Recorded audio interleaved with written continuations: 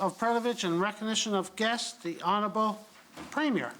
Well, thank you very much, Mr. Speaker, and good morning to all of my colleagues who are back for another day in the legislature and to all those who are tuned in at home. Just to begin, Mr. Speaker, that the seats of the Watermark Theatre are being filled these days, socially distanced as though they be, and will be filled again tonight with largely the King and Hemphill families, Mr. Speaker, to watch the play Tuesdays and Sundays. This is a play about Prince Edward Island set in Margate in 1887. It's a love story and it's a tragedy, Mr. Speaker. It's directed by Rebecca Perrin, starring Melissa Mackenzie and our own son, Jacob Hemphill, Mr. Speaker. So 5 shows originally planned, all sold out. They've added 2 more shows and they're sold out. So we're excited to get out to see Jake and Melissa participate in live theatre once again, which is lovely, and so great that they're able to do that here in PEI, and always very proud of that. And if they put on more shows, I would encourage you to get out and see it. I also want to congratulate, Mr. Speaker, it was referenced here briefly last night in one of the debates, but Dr. Heather Morrison and Chief of Nursing Marion Dowling were awarded the Paul Harris Fellowship last night by the Hillsborough Rotary Club, Mr. Speaker, for their tremendous leadership in getting us and helping us as Prince Edward Island move forward through this global pandemic that is COVID, Mr. Speaker. I have personally appreciated their strong leadership and their determination to get it right, Mr. Speaker. So very worthy award for both of those fine individuals. This weekend will be the 30th annual Stratford and Area Food Drive, Mr. Speaker, organized by Our Lady of the Assumption Parish. It's been turned this year, like many things, into something a little bit different. It will be a drive-through with 5 locations, all donations to the Upper Room Food Bank, Mr. Speaker, which could always use some donation. This is one of their biggest fundraisers of the year, so I would encourage all to make a point to get up to Stratford this weekend and make a contribution. And finally, Mr. Speaker, a very touching event Saturday and Sunday in West Prince. There was a terrible tragedy this September, Mr. Speaker, as we all know, that 2 fine young Islanders were lost, Ethan Riley and Alex Hutchison, Mr. Speaker. There was a lovely ceremony Saturday night at Jacques Cartier Arena where they both of their jerseys were retired by the Western Regals Midget AAA hockey team, Mr. Speaker. And the following night, Alex's jersey was retired by the Western Red Wings Junior B team, Mr. Speaker. And in a terrible tragedy, those 2 individuals were able to bring communities together, Mr. Speaker. It was a great honor to talk to Darren and Glenda and Kim and Kyle, and to just be there, Mr. Speaker, and to, you know, as they say quite openly, just 2 young boys out doing what they should have been doing, Mr. Speaker, and were lost, sadly, and they're a big miss up there, but just a great shout out to those individuals who try so hard to make sure their memories continue and their contributions extend long beyond their short lives, Mr. Speaker. So thank you very much, Mr. Speaker, and enjoy the proceedings. The Honourable Leader of the Official Opposition. Thank you, Mr. Speaker. I'd just like to pick up on a couple of things Premier said.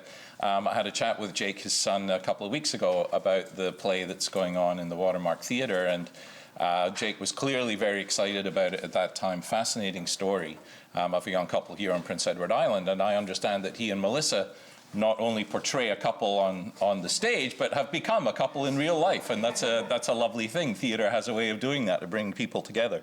Anyway, I'm so happy that the story is being told here on PEI and that they have had sold-out shows.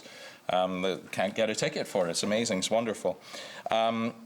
Today is World Kindness Day, and I didn't imagine there was such a thing, actually, but I hope that we strive for kindness every day of the year, of course. And I'm always struck by one of the things the Dalai Lama said when he said that my religion is very simple. My religion is kindness. And I think that's true for all of the great world religions. That's at the core of the message of all of the great world religions. And so I'm struck again by how here on Prince Edward Island, in the world of politics, we have a much higher dose of kindness than I think many other jurisdictions, and that's something we should always be proud of. And Mr. Speaker, finally, some big things are happening in District 17. A £4 beet was grown on the Appin Road in Bonshaw, and Sumner Matheson, who was a patient of mine, he's quite a character. Anyway, he pulled out the ground the other day a beet that is 10 times the size of most of the ones that grow in his garden, and certainly the biggest beet I've ever seen. And so I called Sumner up and I said, Sumner, how did you grow something like that? And he said, beats me. Thank you, Mr. Speaker.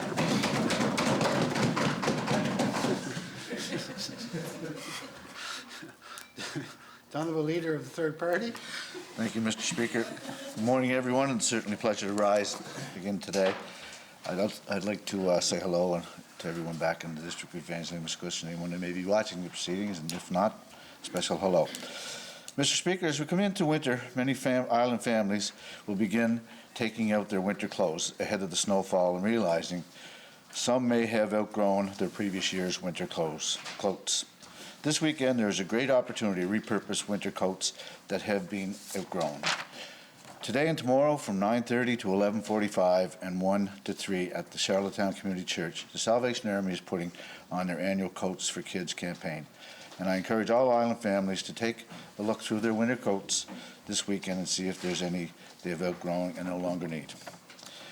Mr. Speaker, I as well would like to congratulate Dr. Heather Morrison and Marion Dowling, who yesterday were honored by the Rotary Club in being named Paul Harris Fellows. This is a very fitting tribute, as these two have led us through a pandemic with grace and professionalism. We all owe them a debt of gratitude for their efforts to keep PEI safe during this pandemic, and for that, we all thank you both.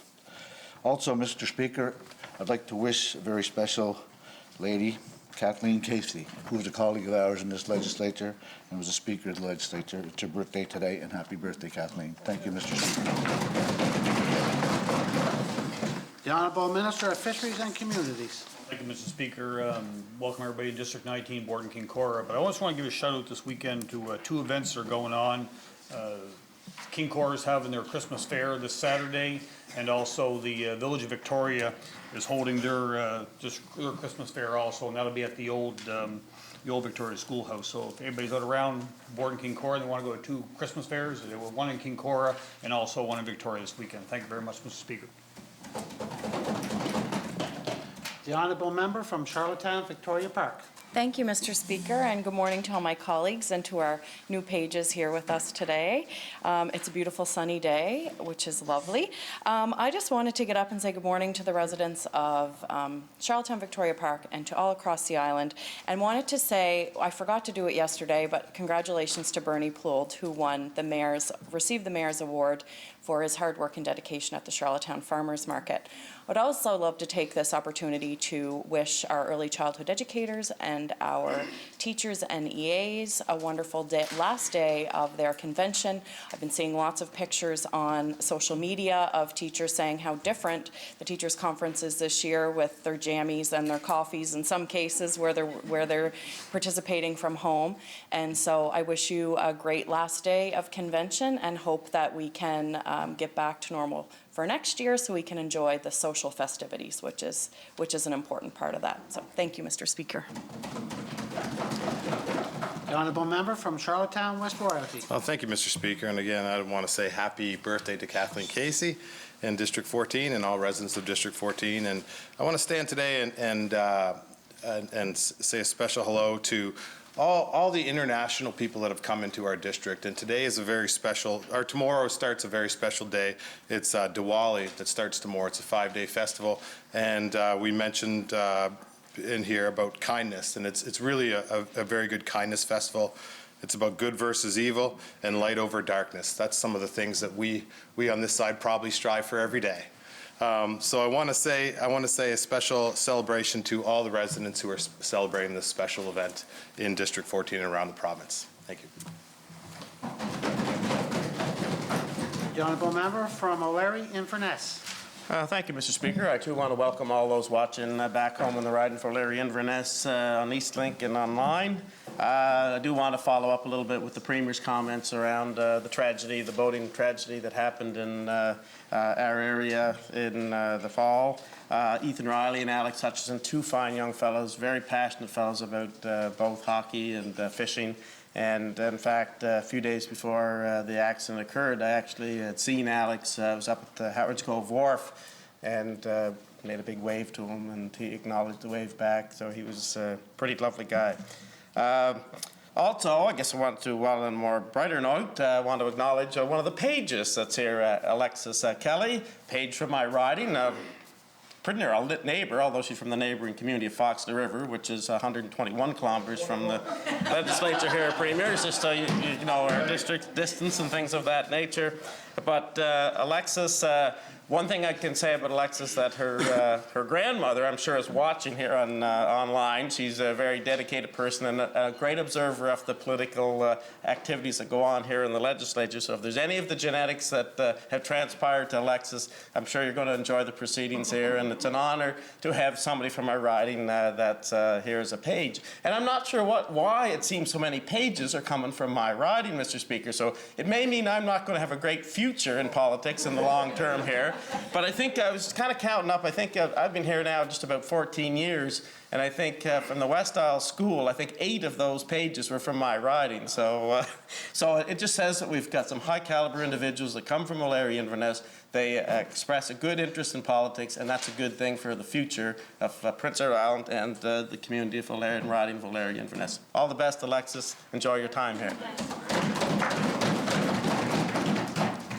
The Honourable Minister of Education and Lifelong Learning. Thank you, Mr. Speaker. Of course, I want to welcome everyone watching from District 18, Rustico Emerald, especially Ernie Gallant lives up on Millvale Road. He's a volunteer firefighter and a good friend of mine. I think he might be tuning in today. Mr. Speaker, I just wanted to recognize our libraries for all they do. I think sometimes people don't understand the scope of work that are done by our libraries. I mean, there's a new library podcast called Stack Attack, where you can come and get the latest details. They also they do book delivery to childcare facilities, Mr. Speaker, if you didn't know that. There's an arts and craft bag pickup. They have a story walk right now in Cornwall and Rustico, and it's going to be moving around the island. Make sure you go and check that out. It's great for not just the kids, but also the young at heart.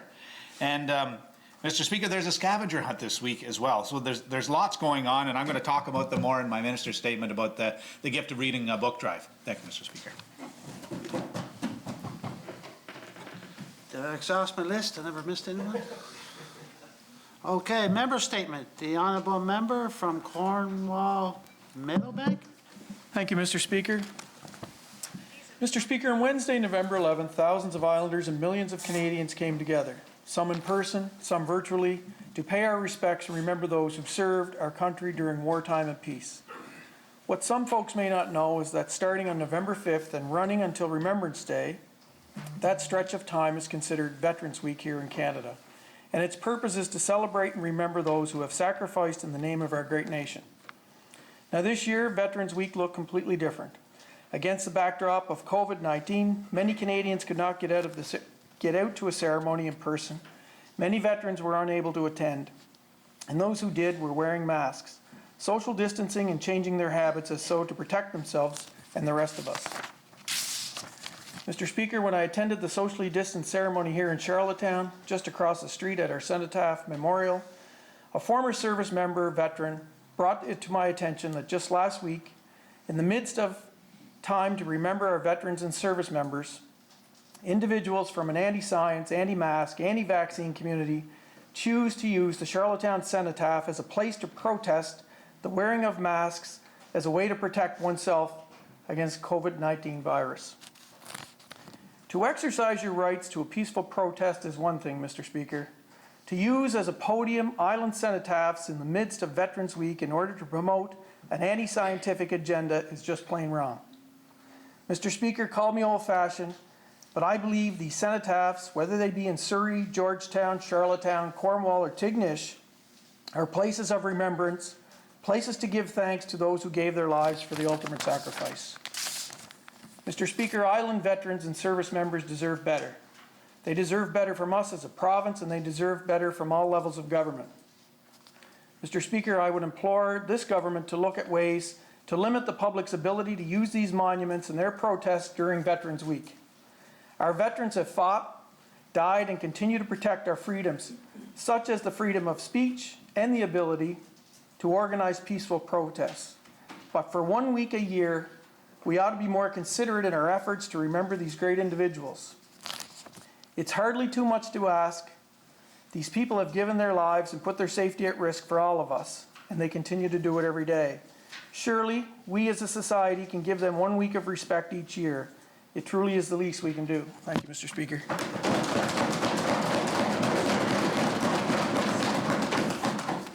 The honourable member from Charlottetown, Brighton. Thank you, Mr. Speaker. I was born in 1942 in Denmark during the Second World War, but thankfully my only memory of war activities at that period was covering up our windows at sundown to prevent light from escaping so the house would not be seen by farmers at night.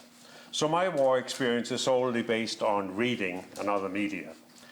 To me, one of the most inspiring events of the Second World War was the evacuation of the Allied soldiers at Dunkirk in 1940.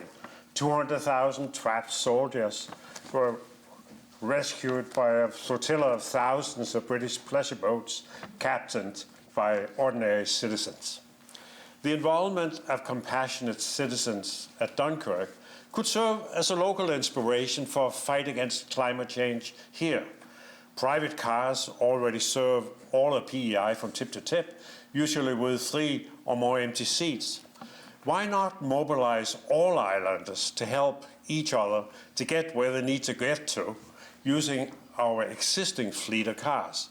Unlike creating public transportation, no capital investment is needed, and door-to-door service is surely a better option when lugging groceries than the walk and wait at a bus stop. What is needed to make this happen, aside from active participation, is an app that connects drivers with passengers. This app could also make sure drivers and passengers are compatible, transfer funds as needed, and rate the experience. The business Red Ride is already launching such an app that will offer what is basically a taxi ride to islanders. The cars will be ordinary cars driven by ordinary people, unlike taxi cabs that are heavily regulated. The service is similar to Uber, except all profits stay here, not like Uber, where they go to a billionaire.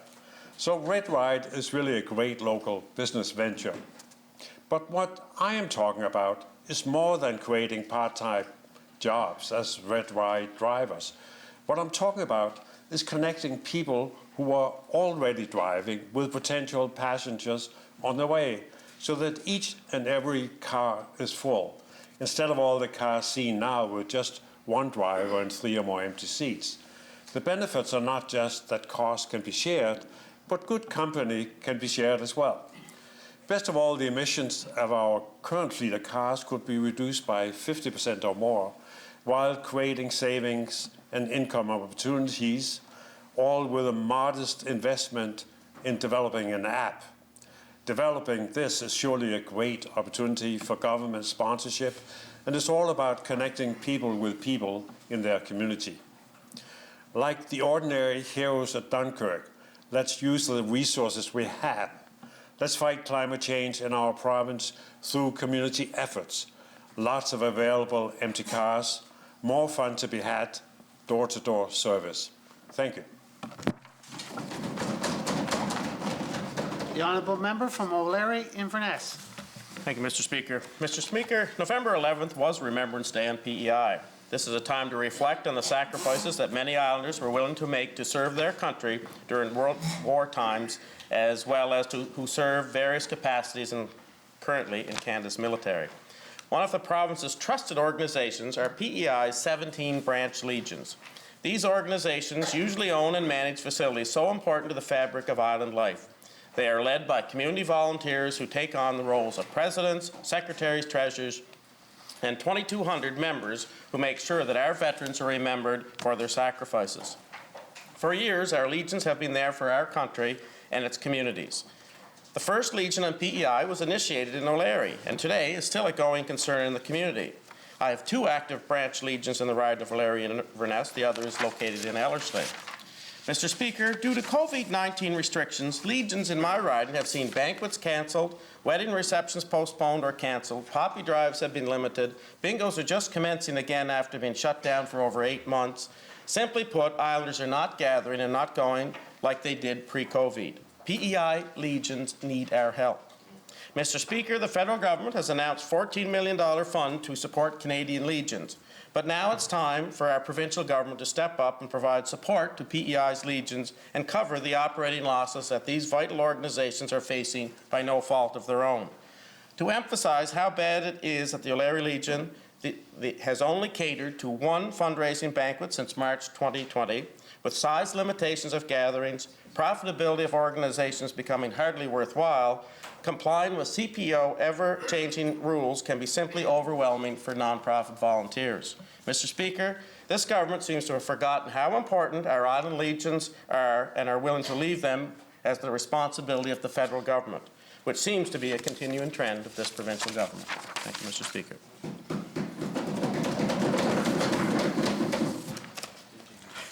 Questions by members, starting with response to questions taking as noticed. The Honourable Minister of Health and Wellness. Thank you very much, Mr. Speaker. Mr. Speaker, yesterday the leader of the third party asked me about flu vaccinations for our healthcare workers. Mr. Speaker, currently 75% of our dedicated healthcare workers here on PEI have been vaccinated for influenza. Last year we managed to hit 82%. So we're still encouraging our healthcare workers to get the influenza vaccine. Mr. Speaker, also, as many in the House would be aware, there is a policy within the Health and Wellness and Health PEI that any healthcare workers that do not receive the vaccination for whatever reason are required to wear a mask while providing patient care. Thank you, Mr. Speaker. Now for our first question, I'll ask the Honourable Leader of the Official Opposition. Thank you so much, Mr. Speaker. The pandemic has underscored the need for all islanders, no matter where they live, to have access to reliable high-speed internet. Regardless of how long the effects of COVID-19 persist, future economic growth and diversification, particularly in rural areas, will be utterly dependent on adequate internet connectivity.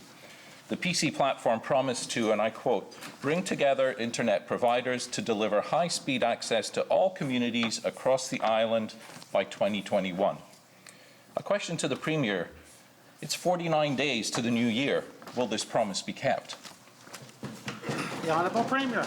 Well, Mr. Speaker, I thank the leader for the question, and this has been something that he has been a champion of for sure. I mean, and I think if there's one thing we've identified through COVID, and we've come to realize a lot of things, Mr. Speaker, but with individuals working from home and the possibilities that are here for PEI, that this is an investment that we need to make, that we are making, and we have to make sure we have internet services, Mr. Speaker, across this province, no matter where you live, and that's what we've been doing, Mr. Speaker.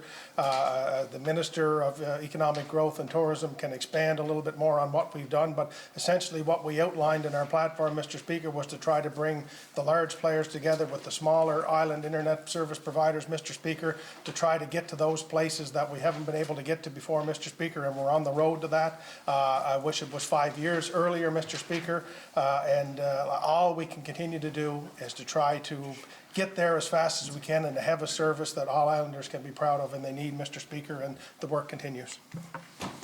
The Honourable Leader of the Official Opposition. Thank you, Mr. Speaker. Earlier this week, the federal government announced more funding to expedite the goal of providing all Canadians, no matter where they live, with high-speed internet.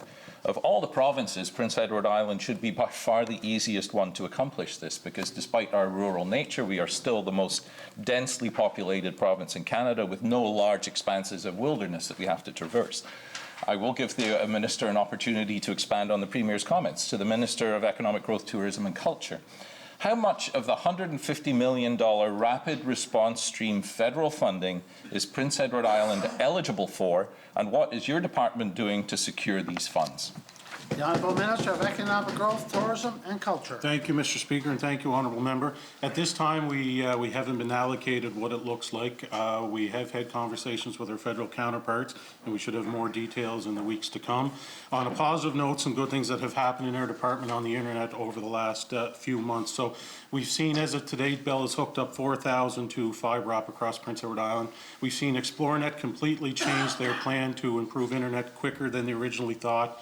The time frame for that is spring of 2021, which there should be approximately 17,000 more households hooked up. We've worked with 7 local ISPs, Honourable Member, that are rolling out projects as we speak. They're working on the ground today to provide internet service to approximately 2,100 more island residents. So there's good things happening, and there's more to come. Thank you. The Honourable Leader of the Official Opposition. Thank you. That's welcome news to many islanders who live in District 17 and, of course, many of the other rural districts represented by members of this House.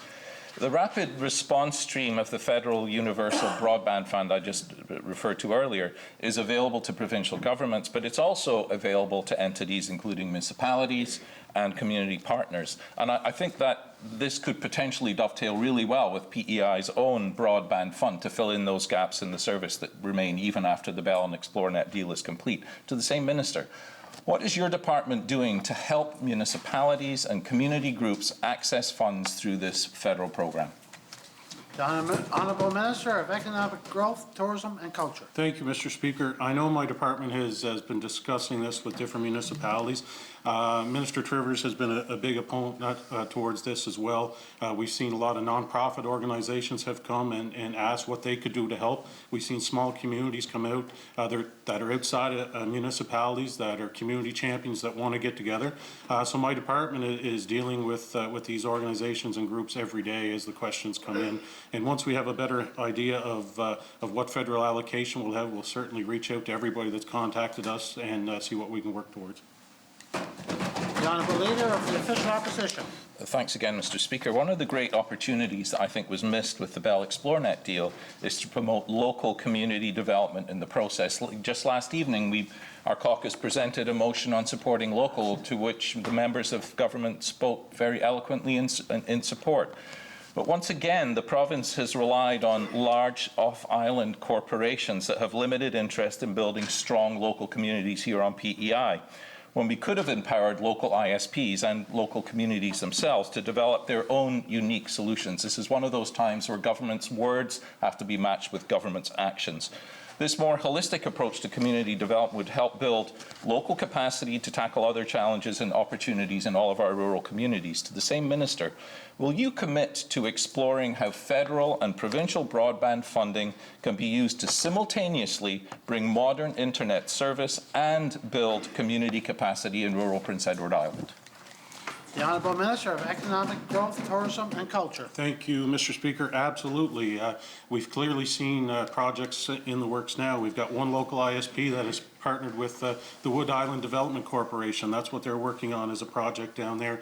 We've had the Bedeck Development Corporation reach out to us. They have an appetite to work together. So community champions are a big part of this. I really think working together is going to help improve internet in rural areas. We've got another great program out right now, the Home Residential Pilot. We've had approximately 238 applications come in dense areas of the province where they've struggled with internet, and we're having great results from the feedback that we're coming. So the wheels are always in motion. We're going to continue to work through, and whatever we can do to support internet here in PEI, we're going to continue to do so. Honourable Member from Charlottetown, Belvedere. Thank you, Mr. Speaker. The 2017 AG report states that the number of seniors housing units in PEI is insufficient to meet the current demand. To address this problem, the report recommends that the Housing Services Division should prepare a long-term plan to address the current and expected future demand for low-income seniors housing. Question for the Minister of Social Development and Housing. Since your Housing Director has publicly stated that the Department has met all of the recommended actions from that AG report, will the Minister advise when he will be tabling the Seniors Housing Plan in the House? The Honourable Minister of Social Development and Housing. Thank you very much, Mr. Speaker. And I think, the Premier has alluded to yesterday, I do believe, that right across departmental lines, we have the same goals. How we may get to those goals may vary. Certainly the discussions that I've had with the honourable member with regard to housing, we may have different views on how we reach it, but at the end of the day, we certainly do want to have the opportunity for all islanders, certainly seniors, certainly families are most vulnerable, to make sure that they do have a roof over their head. Thank you, Mr. Speaker. The honourable member from Charlottetown Belvedere. Thank you, Mr. Speaker. Perhaps I'll repeat my question because I didn't hear an answer. When will you be tabling the report? The honourable member from Social Development and Housing. Thank you, Mr. Speaker, and I will bring the information back as to the exact date of the tabling of that report or any other reports that the honourable member would like to see. I will bring back that information as soon as possible. Thank you. The honourable member from Charlottetown Belvedere. Thank you, Mr. Speaker. The AG report also confirmed that in 2016, 4 years ago, the AG report also confirmed that in 2016, 4 years ago, there were approximately 1,200 seniors housing units owned or subsidised by the province, and they were fully occupied at all times with a wait list. Question for the same minister. How many seniors housing units are there currently in inventory in the seniors housing programme, and what is the occupancy rate? The Honourable Minister of Social Development and Housing. Thank you very much, Mr. Speaker, and thank the honourable member for the question. We look at the initiatives that our government has taken over the last 1.5 years with regard to providing and expanding on the number of units that are available to seniors, to families. On a regular basis, I get information from my department on the number of ones that are on the housing registry, the breakdown between families, and with regard to seniors as well. Now, the last information, Mr. Speaker, that I had obtained, and I'll be honest, I do not have the breakdown between seniors and families, but there has been a reduction on the numbers on the registry from approximately 1,000, a little over 1,000, down to 750. Thank you, Mr. Speaker. The Honourable Member from Charlottetown Belvedere. Okay, so the minister answered a completely different question, which is great because I can ask that one too. But what I actually asked was the number of housing units that are currently in the inventory. In 2016, it was 1,200. How many housing units for seniors are currently in the inventory for the province, and what is the occupancy rate? The Honourable Minister of Social Development and Housing. Thank you very much, Mr. Speaker. As far as the exact numbers between family and seniors, I will bring that information back. Thank you. The Honourable Member from Charlottetown Belvedere. Thank you, Mr. Speaker. It's unfortunate the minister doesn't have that to hand. These are two completely separate programs. The seniors housing program is a separate program from the family housing program, and the minister has spoken to that before, so I would hope that he would have those numbers a little bit more to hand next time. He has talked about the wait list, and that same 2017 AG report found some serious concerns. I am also concerned because in the last 3 weeks, Mr. Speaker, I have heard that there were 1,000 applicants on the wait list. And then I've heard in a CBC interview from the Housing Director that there are only 400 on the wait list. And now I hear from the Minister that there are 750. How many actually are on the wait list, Minister? It would be really great if you could give us an accurate number. The Honourable Minister of Social Development and Housing. Thank you very much, Mr. Speaker. And I have to say, like the information that I have from my department, Mr. Speaker, I have to have faith and do have faith in my department. And the information that I received is 750. Thank you, Mr. Speaker. The Honourable Member from Charlottetown Belvedere. Perhaps then the Minister will understand how we have so little confidence in the information that comes from his Housing Director when she is comfortable going on CBC and confidently stating that there are only 400 on the wait list less than 2 weeks ago. Minister, these are not new problems. These problems were identified clearly in the AG report from 2016 and published in 2017. At that time, there was a consistent gap between the number of units in inventory and the number of seniors on the wait list. We need double the inventory to meet the needs of seniors in our province, and that was 4 years ago. Minister, how are you going to address these concerns when your Housing Director has publicly stated that they have met all the conditions of that AG report? Because, Minister, it doesn't sound like you have. The Honourable Minister of Social Development and Housing. Thank you very much, Mr. Speaker. And as I'd referenced in my first answer earlier, there's a number of different tools, a number of different initiatives that our government has taken. We have initiated 100 additional capital builds. We have the ADHDP program. We have the mobile rental vouchers. And whether that is for seniors or whether it's for families, but the honourable member has focused in on seniors. So with regard to the mobile rental vouchers, those are available for seniors. And I have received very positive feedback from constituents, from individuals that I have spoke with regard to how important that tool in the toolbox, mobile rental vouchers, are, how it helps seniors, how it helps families. Thank you, Mr. Speaker. The Honourable Minister or Honourable Member from Charlottetown Belvedere. Thank you, Mr. Speaker.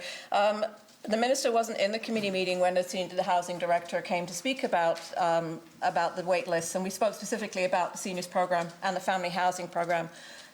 We were very clear then, and I'll be very clear now, rental vouchers, as useful as they are to address an immediate challenge with affordability, do not create new spaces for people to live. We need new capacity, and the number of units that are available for seniors and the number of people on the wait list, whatever number that may be, is a gap.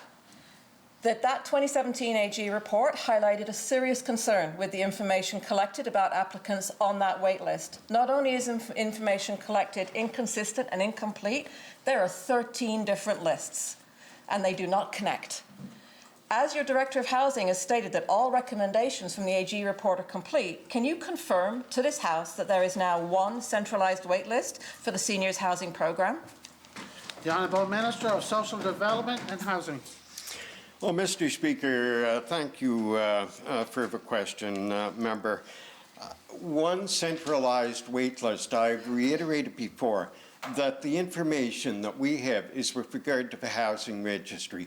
Islanders, again, seniors, families that find themselves in core need of housing, they have the opportunity to apply to the department, to my department, to get on the registry.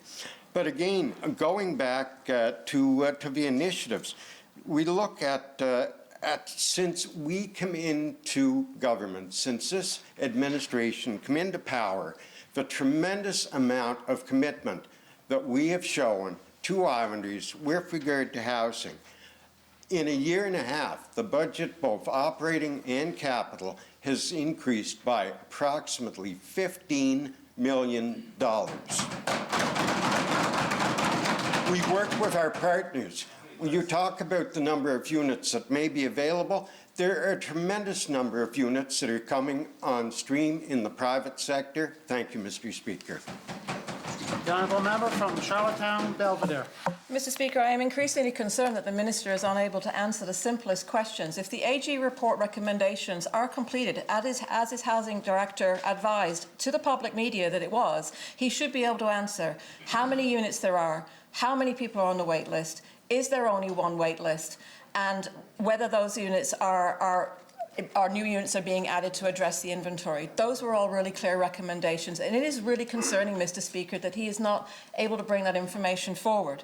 One of the things that we hear most often as a caucus is that seniors have been waiting on a wait list for literally years with no communication or update. The process for determining your position on that list is a points score. But the AG report found out that those points don't actually seem to matter much. In fact, there is not a fair, efficient or transparent process for awarding units to prospective tenants, and in reality, nobody can have trust in this programme. A question for the Minister. As per that Auditor General recommendation, when can we expect to see the published performance indicators that measure and report on the Seniors Housing Programme? Not how much money you're investing, but whether people actually have a safe and affordable place to live. The Honourable Minister of Social Development and Housing. Thank you very much, Mr. Speaker. what we have within the PEI Housing Corporation, we have 1,113 seniors housing units in 32 communities across this province. As I had indicated, the vacancy rate, I certainly will bring that information back, Mr. Speaker. Going back, so to follow up on my previous answer, with regard, it's about partnerships. We work with partners right across the province. We have a number of private developers who are putting additional units, building additional units into the marketplace. And that is another area, Mr. Speaker, where it shows the tremendous need, the tremendous value of our mobile rental vouchers. Government cannot do it all on its own. Our NGOs cannot do it all on their own. Private developers cannot do it all on their own. But collectively, we will and we can provide housing for Islanders, and that is what we're moving towards. And in 16 months, 18 months, a year and a half of being in this administration, we have made tremendous strides, Mr. Speaker. Thank you. The honourable member from Charlottetown, Victoria Park. Thank you, Mr. Speaker. This is a question for the minister responsible for the status of women. In the recent paving projects this summer, I'm wondering how you used, if you could describe how you used a gender lens to determine how that $54 million should be spent to equally benefit women, and if you did not use the gender lens to this spending, how you would spend it differently. The honourable minister responsible for the status of women. Thank you, Mr. Speaker, and thank you, honourable member, for the question. Certainly, as was announced in the last sitting of the House, the Minister of Transportation is viewing all of his decisions, the department's decisions, through a gender lens.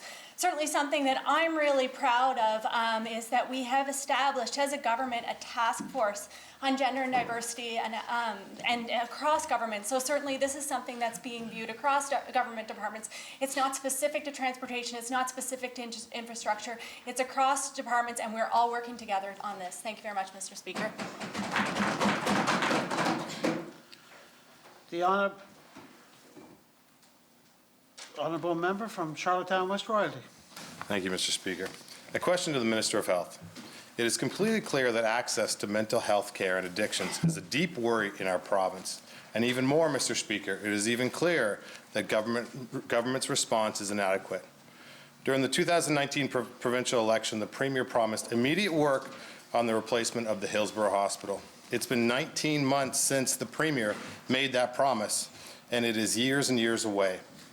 Unfortunately, the government seems confused with announcements and results. When did the minister decide this project could be delayed? The Honourable Minister of Health and Wellness. Thank you very much, Mr. Speaker. Mr. Speaker, when we formed government and the Premier assigned cabinet positions, the work began within our departments. And one of the alarming things that I found when I went and looked at the mental health master planning was the small, the minute amount of work that had actually been done by the previous administration. Mr. Speaker, again, we give the previous administration full marks for the announcement for putting towards $100 million to this project. Mr. Speaker, we quickly realized that the $100 million was inadequate. We have since increased the budget to $147 million. Mr. Speaker, there was no work, there was no consultation done, there was no work with the City of Charlottetown done to rezone the property. So, Mr. Speaker, that's the work that we've been doing to move this project forward. The honourable member from Charlottetown, West Royalty. Your first supplementary. Well, I'm confused because you took all our other plans. You just didn't take this one. You know, it's one thing to put it on paper, but this is not translating with Islanders. This government closed mental health care at Unit 9, which is at the absolute front line of mental health care in this province. Why did Islanders with addictions and mental health challenges pay the price for government's lack of planning? The Honourable Minister of Health and Wellness. Thank you very much, Mr. Speaker. So, Mr. Speaker, I find this line of questioning a little concerning because, again, I'm having to continually correct statements that are made. Mr. Speaker, the Joint Response Team did the work that they needed to do within Health PEI to ensure that if we had a major outbreak of COVID, that our hospitals would be able to handle those. Mr. Speaker, as I said yesterday, any islander that was assessed by a clinician, a psychiatric specialist, and they deemed that their patient needed to be admitted, they were admitted, whether it was at the Prince County Hospital, whether it was at the Queen's County Hospital, or the Queen Elizabeth Hospital, or whether it was at Hillsborough Hospital. Mr. Speaker, we also brought in a new 4-unit adolescent psychiatric care unit at the Hillsborough Hospital. Thank you, Mr. Speaker. The honourable member from Charlottetown West Royalty, your second supplementary. Well, it's clearly becoming that this is the minister of delay. An announcement is not a result, or a tweet provides no treatment, Minister. Government has now had months to prepare for a second wave. What assurances can the minister give this House that the same mistakes will not be made twice and government will not leave people seeking addictions and mental health assistance out in the cold? The Honourable Minister of Health and Wellness. Thank you very much, Mr. Speaker. So first and foremost, I want to say it wasn't a mistake. We have very dedicated, qualified people working within our healthcare system that had to make difficult decisions, that had to make those decisions very quickly because we had no idea what this pandemic was going to bring us. As Dr. Heather Morrison said, it didn't come with a playbook. But you know, we had professionals working day and night to ensure that all the services that needed to be put in place were put in place. And I will stand behind those staff and those leaders and thank them day in and day out for the dedication and the great decisions that they made. Thank you. The honourable member from Tignish, Palmer Road, the Deputy Speaker. Thank you very much, Mr. Speaker. Mr. Speaker, the last number of months have been very, very difficult. And it's become very clear to Islanders that this government has neglected the addictions and mental health file. As a result, Mr. Speaker, Islanders are suffering. Yesterday, a similar question was asked, but the minister hid behind bureaucrats and did not provide an answer. So my question today is to the Minister of Health.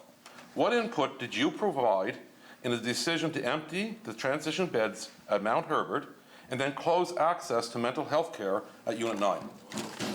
The Honourable Minister of Health and Wellness. Thank you very much, Mr. Speaker. Mr. Speaker, once again, I'll repeat. We have people that work in the health department within Health PEI that are part of the Joint Response Team that are qualified to make those decisions. They have pandemic planning. Mr. Speaker, none of these decisions were easy, but these decisions were necessary. And I'm very proud, again, to state that the work that was done and the work that continues to be done is being done properly, it's being done thoughtfully, and all the services that are available because we have dedicated healthcare professionals here on PEI to care for Islanders. Thank you, Mr. Speaker. The honourable member from Tignish, Palmer Road, Deputy Speaker, your first supplementary. Thank you, Mr. Speaker. Mr. Speaker, I don't understand. I mean, I'm disappointed. I know Islanders are disappointed. They're frustrated. And again, the minister is hiding behind the bureaucrats. You know, I don't know how the minister can stand up here in the House and defend such a cold decision. And that, you know, a decision that hurt many, many Islanders. Minister, you had all the answers when you were in opposition for 8 years, and now 19 months later, you've shown no leadership in this file. So at the end of the day, does the minister feel no sense of responsibility? The Honourable Minister of Health and Wellness. Thank you very much, Mr. Speaker. So, Mr. Speaker, yes, certainly as the Minister of Health and Wellness for Prince Edward Island, I feel a great sense of responsibility. I feel proud for the work that our workers, or the healthcare professionals, the Joint Response Team, who Marion Dowling is part of that, Dr. Heather Morrison is part of that, and many other leaders within the clinician world here on PEI, including Dr. Heather Kaiser, are all part of that team and made these difficult decisions, but also put in place other measures to ensure that any Islander that required treatment or service had that available to them. Thank you, Mr. Speaker. The honourable member from Tignish, Palmer Road, Deputy Speaker, your second supplementary. Thank you, Mr. Speaker. Mr. Speaker, I'm not asking about other leaders and the decisions they've made. I'm asking about your leadership in the health file. So did the minister make any sort of calculation that people with addictions and mental health challenges were less deserving of acute care than others? What was this minister's thinking on this decision? And were you on board with the closure of with the closure decisions? The Honourable Minister of Health and Wellness. Thank you very much, Mr. Speaker. So, Mr. Speaker, again, as the Minister of Health and Wellness, I'm ultimately responsible, and I take that responsibility extremely serious. Mr. Speaker, at the same time, we have dedicated healthcare professionals who do this work day in and day out, who provide advice to the Minister, who provide advice to the government. And Mr. Speaker, those people are the most qualified to make these decisions because they're in the field, they're in the trenches day in and day out, and they know how to pivot services and where not to pivot services. So again, at the end of the day, I will stand here once again and say that I wholeheartedly support the work that's being done by our healthcare workers here on PEI. Thank you, Mr. Speaker. The Honourable Leader of the Third Party. Thank you, Mr. Speaker. Mr. Speaker, my question today is also to the Minister of Health. Minister, recently, representatives from Charlottetown and Summerside police forces have reported major increases in the number of islanders who are experiencing mental health crises. In light of these reports, has the Minister consulted with the Minister of Justice on appropriate measures to support these hard-working law enforcement officials? The Honourable Minister of Health and Wellness. Thank you very much, Mr. Speaker. Mr. Speaker, yes, we have many conversations within various government departments on how we can help support one another, and more importantly, how we can support our frontline workers.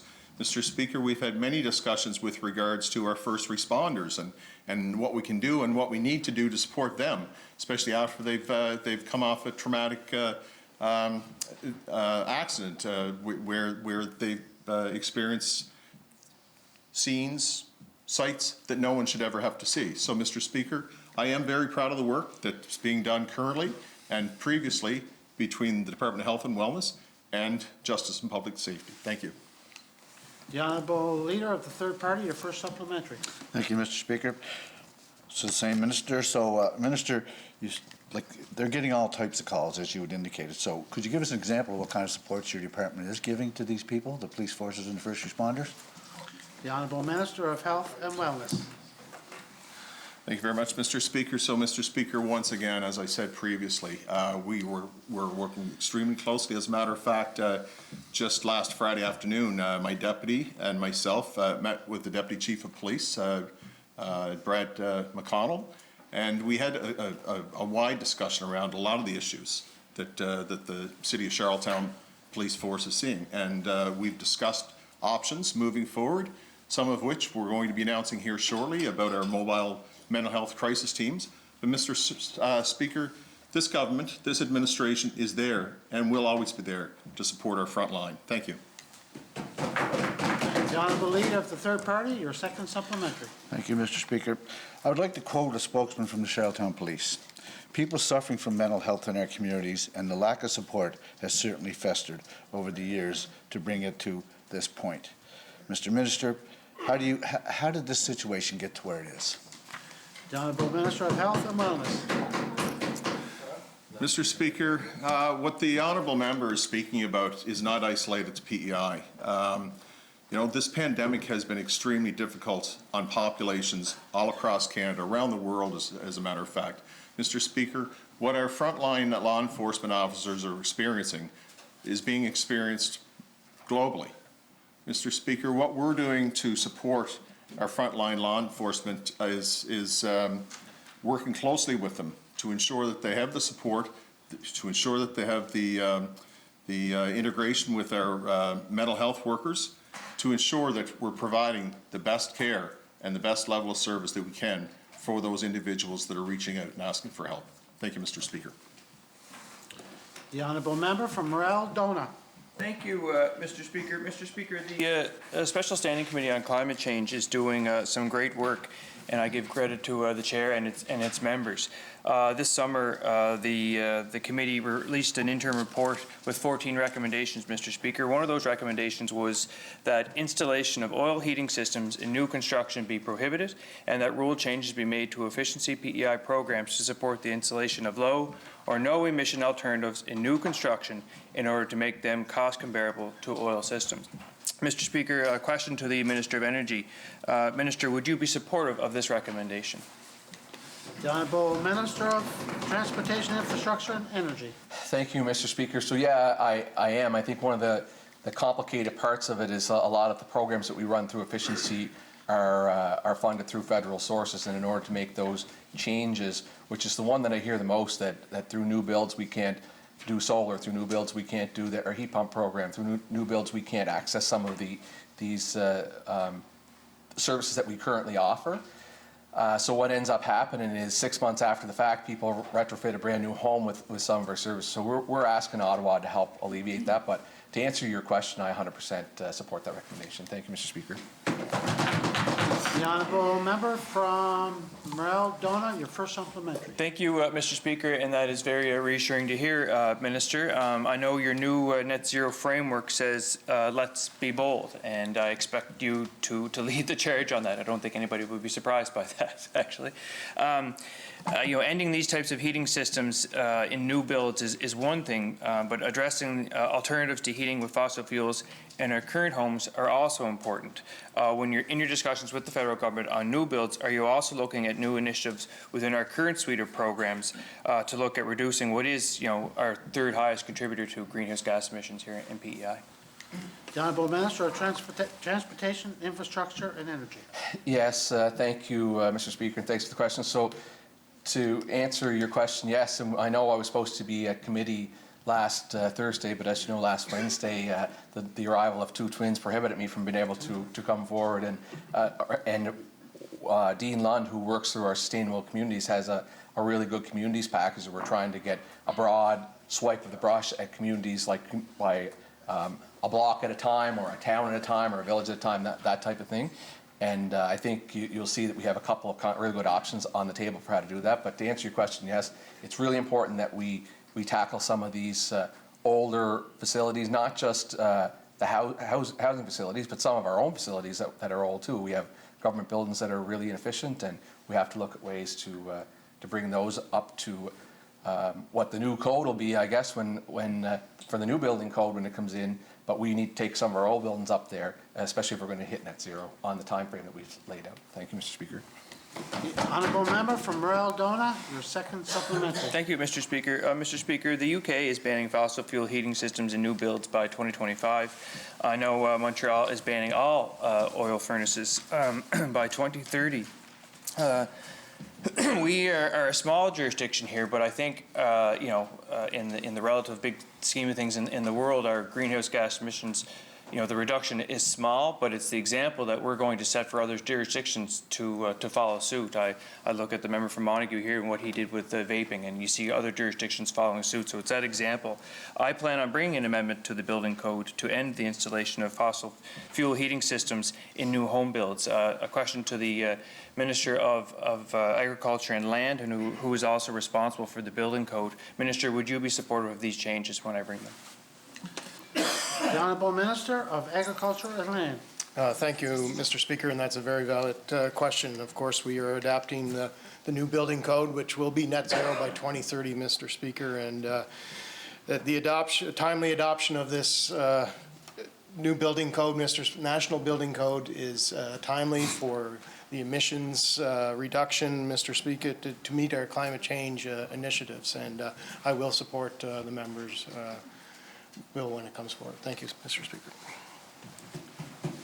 The Honourable Member from Summerside South Drive. Thank you, Mr. Speaker. I've been dealing with a group of low-income senior constituents who are living in units at Independence Place, some for 10 years. Every one of them thought they were living in affordable housing and that it would remain so. Now, in the midst of a pandemic, government is refusing to subsidize the units and telling the landlord to go before IRAC to raise the rents on these seniors, stating, there is no advantage to continuing these subsidies. A question to the Minister. Do you really think that raising the rent on these seniors is the best way forward? The Honourable Minister of Social Development and Housing. Thank you very much, Mr. Speaker, and I'm very aware of what the honourable member is referring to. We have had discussions on this, and as I reached out to the honourable member just yesterday morning to have a meeting arranged between my staff, the landlord, and the honourable member. I understand that that meeting is in the process of being scheduled so that everybody's concerns can be laid out there on the table, so that everybody is on the same page as what has happened over the last number of years, what the present process is, and the potential impacts. But going back to the initiatives of our government, yes, we do have affordable units. We are creating affordable units. We have the temporary or mobile rental vouchers. So we have a whole package here. But it disappoints me, to be honest, Mr. Speaker, to a certain extent, that after the discussions I've had with the honourable member and the follow-up yesterday morning, that it would be brought up here. Thank you, Mr. Speaker. The honourable member from Summerside South Drive. Thank you, Mr. Speaker. I'm also a little bit disappointed that it took to just before the legislative sitting to get a response from the minister on this. The government's had plenty of time. These seniors are running out of time. If these seniors are forced to go onto the waiting list for seniors housing after their rents are increased, they are cast into the unknown. Will they be able to stay? Can they afford the wait? Unsubsidized? Where will they go if they can't stay? Here we have a situation with the tenants and landlord on the same side fighting to keep affordable, accessible units on the market in Summerside. The tenants could get a larger subsidy through seniors housing, costing our system more. The landlord could make more money by going before IRAC and presenting the case to raise the rent. That's not the motivation of either party. They just want to keep living as they have been, as good tenants and good landlords. A question to the minister. Why can't the minister see that what is best for the province is also what these tenants and landlords want? The Honourable Minister of Social Development and Housing. Well, thank you very much, Mr. Speaker. And from where I come from, I prefer to look at things through a lens of hope and optimism, rather than the fear and pessimism and fear-mongering, obviously, that the honourable member is putting forward. And again, we have to work collaboratively. And the disappointment that I do have, I know that the honourable member has stated his disappointment, but it's a matter of bringing the parties around the table that everybody is on the same page. These tenants are not going to be out in the street. The government of the day is there for them. We're willing to work with landlords, we're willing to work with tenants, and with the tools that we have in the toolbox to make sure that Islanders have affordable, safe housing. Islanders that are in core need of housing will not be left behind, Mr. Speaker. The honourable member from Summerside South Drive, final question. Thank you, Mr. Speaker. And you speak of fear-mongering, Minister, and that's what these tenants are feeling right now is fear, because the response from the government was that there is no advantage to continuing these subsidies. And on April 1st, they're going to be without their affordable housing units in the middle of a pandemic. If this all plays out as the department indicates, we'll have 35 affordable housing accessible units in Summerside come off the market within the next 3 years. 13 by April 1st, 2021. We have 30 affordable units becoming available downtown, new units the minister spoke of. At this rate, we're set to lose affordable units. We're already in a crisis. A question to the minister. Let's cut to the chase. Will you immediately commit to ensuring these seniors can continue to live in affordable units by continuing their subsidy? The Honourable Minister of Social Development and Housing. Thank you, Mr. Speaker, and I will assure the honourable member that programs are in place that individuals, seniors or families that are in need of core housing, that the government of the day will be there for them and will continue to be there for them. Thank you, Mr. Speaker. End of question period. Statements by ministers. The Honourable Minister of Health and Wellness. Thank you very much, Mr. Speaker. Mr. Speaker, today I rise in the House to speak about the new Physicians Recruiting Physicians Initiative, of which I might add it was part of our platform as well in the most recent provincial election. I'm extremely pleased to announce that the Medical Society has now officially entered into a contract with government to implement a Physicians Recruiting Physicians model for PEI. I want to thank MSPEI President Dr. David Bannon, CEO Lee Bryden, the Society, and all of their members for their support and dedication to getting this initiative off the ground. This is such an important step forward as we work to enhance physician recruitment across the province. Mr. Speaker, this joint initiative between the Medical Society PEI, Health and Wellness, and Health PEI is unique, innovative, and notably the first of its kind in Canada. Working directly with physicians, these three groups will come together collaboratively to strengthen our recruitment and retention process. This initiative will not replace the excellent work of our Recruitment and Retention Secretariat, but will help take that work even further. Mr. Speaker, the stipulations of the contract include MSPEI will hire a chief physician recruiter to be the lead point of contact for PEI physicians and potential candidates. MSPEI and the Department of Health and Wellness will create and jointly chair a new physician recruitment task force. The Medical Society PEI will collaborate with the Recruitment and Retention Secretariat to develop a new physician recruitment marketing strategy. MSPEI will work with Health PEI and Recruitment and Retention Secretariat to streamline the current recruitment practices and create a more efficient and positive experience for physicians considering PEI as a place to practice. The Medical Society PEI will create a new orientation process to help welcome and transition new physicians into practice. And Health and Wellness will work with stakeholders, including Health PEI, MSPEI, to create a physician resource plan to better meet the island's future physician resource needs.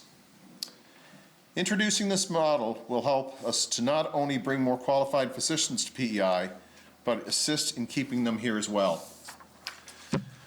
There are many reasons to choose PEI as your place of practice, but hearing firsthand from your colleagues about the benefits is a great way to showcase our beautiful province. I'm so pleased to continue our ongoing work with Health PEI and the Medical Society PEI and all of their members on this exciting initiative. Mr. Speaker, physicians have an extremely important role in our healthcare system, and I believe they will also be a very important part of our recruitment efforts from here on out. Thank you, Mr. Speaker. The honourable member from Tyne Valley, Sherbrooke. Thank you, Mr. Speaker, and this is welcome news. I am glad to hear that an agreement has been reached with the Medical Society. We have been waiting to hear what the next steps will be for the Doctors Recruiting Doctors initiative, and I look forward to even further details of exactly how the collaboration will work between the Medical Society and the Recruitment and Retention Secretariat. Most importantly, that there will be, I'm hopeful, an evaluation process that is built into this entire experience so that we can learn as we go, because this is a new initiative, and I think too often we've seen new initiatives started without proper evaluation, so we can make sure that we are accountable to the outcomes that all parties have agreed to. So I look forward to those steps, and I am looking forward to seeing how this moves forward. Thank you, Mr. Speaker. The honourable member from Larry-Inverness. Mr. Speaker, it is good to see that the minister is trying something different after certainly his failed pub crawl efforts in Ireland didn't seem to recruit too many doctors. So it's good to see that he's thinking now that doctors can recruit doctors to help solve some of the healthcare woes in this province. And while I am happy to see that healthcare professionals are getting involved in the recruitment process, although I might say I don't know what was preventing them from being involved in the recruiting process in the past, one thing this minister seems to forget is that the retention is just as equal a concern when it comes to maintaining appropriate levels of doctors in our province. And although he is going to try to replace some of the work that the foundations were doing and trying to make sure that doctors are involved in settling in a community, but I will say that, you know, the minister has a challenge on his hands, Mr. Speaker. I know he criticized me when I was a minister and there was 8,000 patients on the patient registry. Today it's over 14,500, Mr. Speaker. So this minister hasn't even been treading water in the past year and a half, Mr. Speaker. This minister doesn't seem to realize that certainly small communities do have many challenges in recruiting and retaining doctors, and they are in need of doctors now, Mr. Speaker. And when they do get a doctor willing and able to work in a small rural area of the province, we need to better ensure that these doctors and healthcare workers are able to live, stay, and thrive in these communities. And certainly our foundations have done great work in that in the past, Mr. Speaker, but we need to make sure that our foundations are involved in this too. It's no good having a doctor move to a small community, take on patients, only to be forced out by out of the community by the government's inaction. And we certainly have seen situations with ER closures increasing at the Western Hospital, and these are all impediments to retaining and keeping doctors. Recruitment is only one side of the coin, and while it's important government acknowledges that they are letting Islanders down in their ability to retain professionals in this area, and hopefully this will be a solution to that. Islanders do need a revamped approach to doctor recruiting and retention, and will certainly watch with keen interest and see how this does and how cost effective it is. Thank you, Mr. Speaker. The Honourable Minister of Education and Lifelong Learning. Mr. Speaker, the holiday season is upon us, and one of the best things about this time of year is seeing acts of kindness, generosity, and compassion overflowing in our communities. This weekend, Mr. Speaker, the PEI Public Library Service and the PEI Literacy Alliance will begin their 6th annual Gift of Reading book drive. Beginning November 15th, right through until December 5th, public libraries across the province will be collecting new and gently used books to give out to children and families in need. The books will be distributed by local food banks along with their holiday hampers. Toutes les bibliothèques publiques accepteront les dons de livres pour enfants, neufs ou légèrement usage pendant le mois de novembre et décembre. Through this initiative, Mr. Speaker, island families will be able to support their children in developing important literacy and language skills through the gift of reading. One of the best ways to foster a child's love of reading is to give that child access to books. By giving children at home access to a variety of good books, we are helping them develop as readers, writers, and lifelong learners. During challenging times like this, it is important that we look out for one another and help those in need. Dans des moments difficiles, il est important que nous s'occupions les uns des autres et ceux qui sont dans le besoin. Donating a book this holiday season will allow a less fortunate child to experience the joy of Christmas and the power of learning. When our communities come together to promote literacy, we are creating opportunities for all of our children to be successful, and we are building a brighter future for many generations of Islanders. Mr. Speaker, I ask members to join me in recognizing the gift of reading and the incredible impact it has on children and families throughout our province. And I ask that you encourage your constituents to filter through their books at home and drop off some of their books at their local library to help bring joy to a family over the holiday season. Thank you, Mr. Speaker. The Honourable Member from Charlottetown, Victoria Park. Thank you, Mr. Speaker. Et c'est une nouvelle bienvenue, ça. Alors, merci à nos bibliothèques et Literacy Alliance pour prendre pour aider avec cette nouvelle importante. Literacy is a social determinant of health in that it's one of the most important things that we can look at, as it has a direct impact on the health and success of individuals into adulthood. So that's really, really great news. One of the most important things that we can do with our children is to read with them, to get them to connect and explore literacy in comfort and safety with their families, getting them curious about words and pictures, and really introducing them to literacy, and that has a direct impact on their health in the future.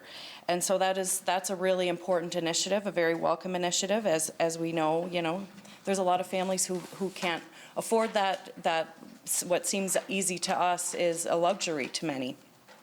And so literacy starts with the simplest of things and grows. So I really thank our libraries and Literacy Alliance for taking this initiative. Thank you, Mr. Speaker. The Honourable Member from Cornwall Meadowbank. Thank you, Mr. Speaker. Mr. Speaker, it's a great initiative by non-for-profit organizations, and I know, Mr. Speaker, as becoming a new grandparent and visiting my daughter, one day she was actually reading to her child prior to her birth, and I said, wow, that's how things are changing. But Mr. Speaker, to hear the minister get up and actually talk about this. And I remember last year, I think I had a call from the PEI Literacy Association saying, is there anything you can do to confirm that our funding is going to be put in place? And they did, Mr. Speaker. But I think if we're talking about how important literacy is, Let's make that a core budget for that organization every year, and they don't have to deal with that. There's 1,200 island children in grades K to 6 are referred to the PEI Literacy Alliance every year because they struggle with reading, Mr. Speaker. I'm quite happy to see this government promoting literacy, but a ministerial statement is a far cry from it, Mr. Speaker. What this minister needs to do is to buckle down and look at why are so many island children falling through the cracks in regards to literacy. We need to provide maybe even more funds, Mr. Speaker, to groups like the PEI Literacy Alliance, ensure that any school curriculum is focused on learning and development of core skills, and make a real actual effort, Mr. Speaker. So let's not just say the wheels are turning, because a lot of times as government, the wheels are spinning when they actually think they are turning, Mr. Speaker. Our children are our future, and they're depending on us to help them. Thank you, Mr. Speaker. The Honourable Minister of Finance, Deputy Premier. Thank you, Mr. Speaker. I rise today to table the Fall 2020 Economic and Fiscal Update for the province. In accordance with the commitment by this government to provide an economic and fiscal update in September, this update was publicly released on September 30th, 2020. Subsequently, the Standing Committee on Public Accounts received briefings at their meeting on October 27th. Still, it has been our commitment to be open and transparent with our finances, and so I felt it important to table it today within this House. Prince Edward Island had experienced tremendous growth in 2019, carried over within the first quarter of 2020. It was due to our strong economic growth that we were in a better position to weather the impacts of the pandemic. Overall, the province's economy is anticipated to decrease by 3.9% this year, which is better than the 5.1% decrease that was projected in June.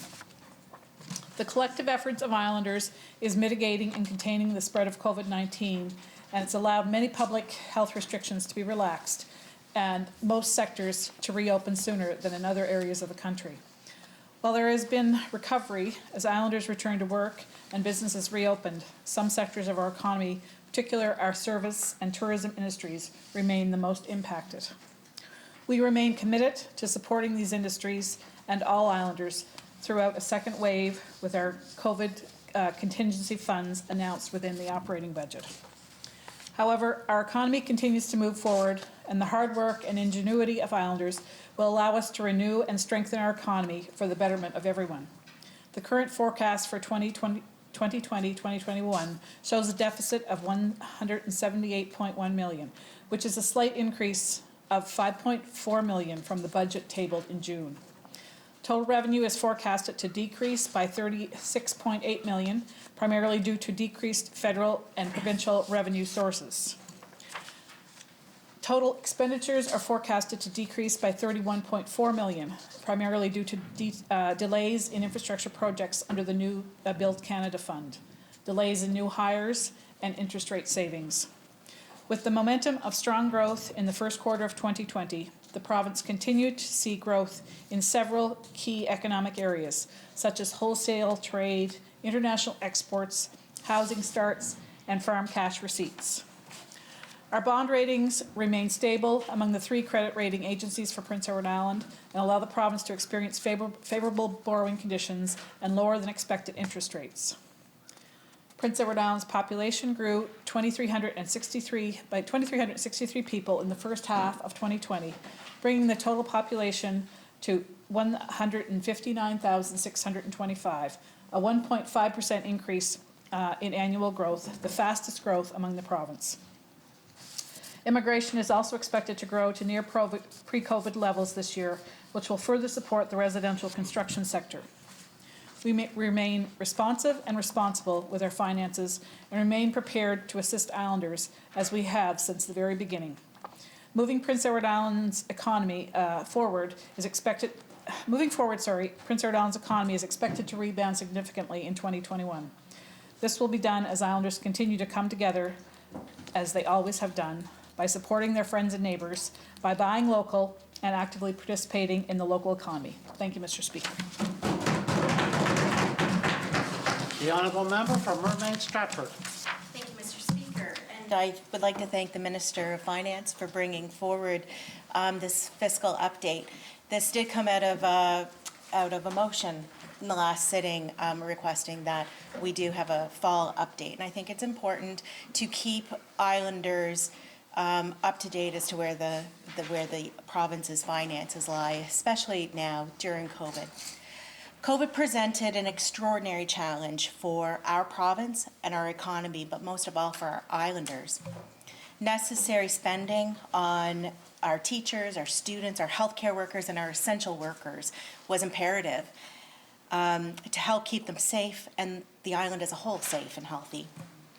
As we continue to navigate through this pandemic, islanders need the government now to have a plan for economic recovery. They need this government to acknowledge the challenges that they're facing, and they require assistance to help their businesses and their industries across the island, and not just for the next 6 months, but truly out into 2022 and beyond. Our tourism sector accounts for 1 out of 10 jobs here on PEI. Tourism was the sector that was hit the hardest. We know that some revenues for some of our tourism businesses were reduced by 100%. We know that the Atlantic bubble also helped this summer, but it wasn't enough. So we truly do need an economic recovery plan that identifies exactly how we're going to move forward. And when you talk to our tourism businesses, they've survived this year. It's not this year that they're worried about. It is 2022, because when you look at what's going to happen in tourism, we're not looking at recovery in 2021. They are already forecasting out to 2022. So first of all, well, not first of all, but Minister, I'd like to commend your department. I know that they've been under a significant amount of pressure in this year as a whole, with multiple budgets, tracking of fiscal updates, meeting requirements that the legislature has set out. And it has been an ongoing process. And what I am happy to see, and I really hope that we see this after March 31st, is accurate forecasting. We didn't see that in the last government. And islanders need us now to know where we stand with our finances, because when we don't spend the money on islanders, when we find surprise surpluses at the end of the year, we're withholding programs from islanders. We're withholding finances. So I do hope to see that this continues, and the accuracy of this continues out into the end of the year, when we see this again in March, after March 31st. So I appreciate the diligence of your department, and I do appreciate them coming to PAC and walking through this, and for meeting the targets that were set out in the legislative assembly for this motion. Thank you, Minister. The honourable member from Cornwall Meadowbanks. Thank you, Mr. Speaker. Mr. Speaker, it's great. You're painting a pretty rosy picture of what's taking place here in Prince Edward Island, and I'm surprised that even the official opposition is taking a stand that debt reduction and debt payments and fiscal surpluses don't really matter. Mr. Speaker, it has become almost cliche to say that Islanders are going through tough times. But it is true, people are struggling. People are worried what's going to happen to their jobs and their careers. People are stressed about where their paycheck will come from. Mr. Speaker, I'm really fathomed that no one has really mentioned the federal government in the two previous speakers before me. Over $700 million is coming to the province of Prince Edward Island. 25-cent dollars. 25-cent dollars has paid most of the paving in Prince Edward Island, which is great. But let's give credit where credit is due. But on the other side of this, Mr. Speaker, there comes an end. There comes an end to the CERB program. There comes an end to commercial rent supports. There comes an end to the wage subsidy programs. And people are worried, Mr. Speaker. People are worried. Why do we have a mental health crisis? That's likely part of it. It doesn't take a genius to figure it out, Mr. Speaker. $250 million in CERB payments to Prince Edward Island at the height of the pandemic. 34,000 people on CERB. That's a third of our workforce, Mr. Speaker, a third. And we talk a little bit about tourism and what we're doing for tourism. The minister comes out with an $85 free web listing. What the heck is that? when we've got other provinces doing 25% tax reduction on property tax? We've got all kinds of things that are not being done by this government. They're sitting back and they're waiting for our 4 MPs to come with purse in hand. I can tell you why the blue books are not done, because they're counting money over there. They don't know how to spend it. Thank you, Mr. Speaker. We know how to spend money. You do. I think we got the spending down. Okay. Presenting and receiving petitions. It's the RICO. Tabling of documents. The Honourable Minister of Social Development and Housing. Mr. Speaker, by command of Her Honour the Lieutenant Governor, I beg leave to table Family and Human Services Annual Report for 2018-2019. And I move, seconded by Minister of Transportation, Infrastructure and Energy, that said document be now received and do lie on the table. Shall it carry? The Honourable Minister of Finance, Deputy Premier. Thank you, Mr. Speaker. Mr. Speaker, by leave of the House, I beg leave to table the economic and the fiscal update for 2020. And I move, seconded by the Honourable Premier, that the said document do now be received and do lie on the table. Shall it carry? Carry.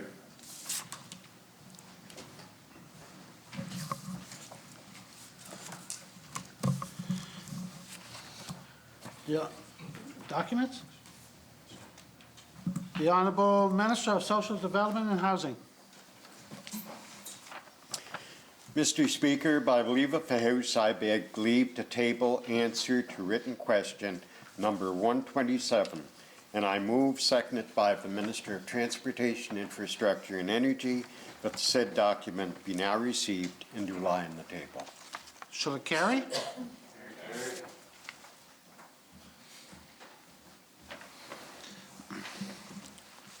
Reports by committee. The Honourable Member from Charlottetown Belvedere and the Opposition House Leader. Mr. Speaker, as Chair of the Standing Committee on Rules, Regulations, Private Bills and Privileges, I beg leave to introduce the 5th report of the said committee, entitled Motion Number 71, Motion Respecting Virtual Hybrid Proceedings. I move, seconded by the Honourable Member from Summerside Wilmot, that the report be now received and do lie on the table. Mr. Speaker, Mr. Speaker, pursuant to Rule 110.5 of the Rules of the Legislative Assembly, I will be moving the motion for adoption of the report on Tuesday, November 17th, 2020. Shall it carry? Carry.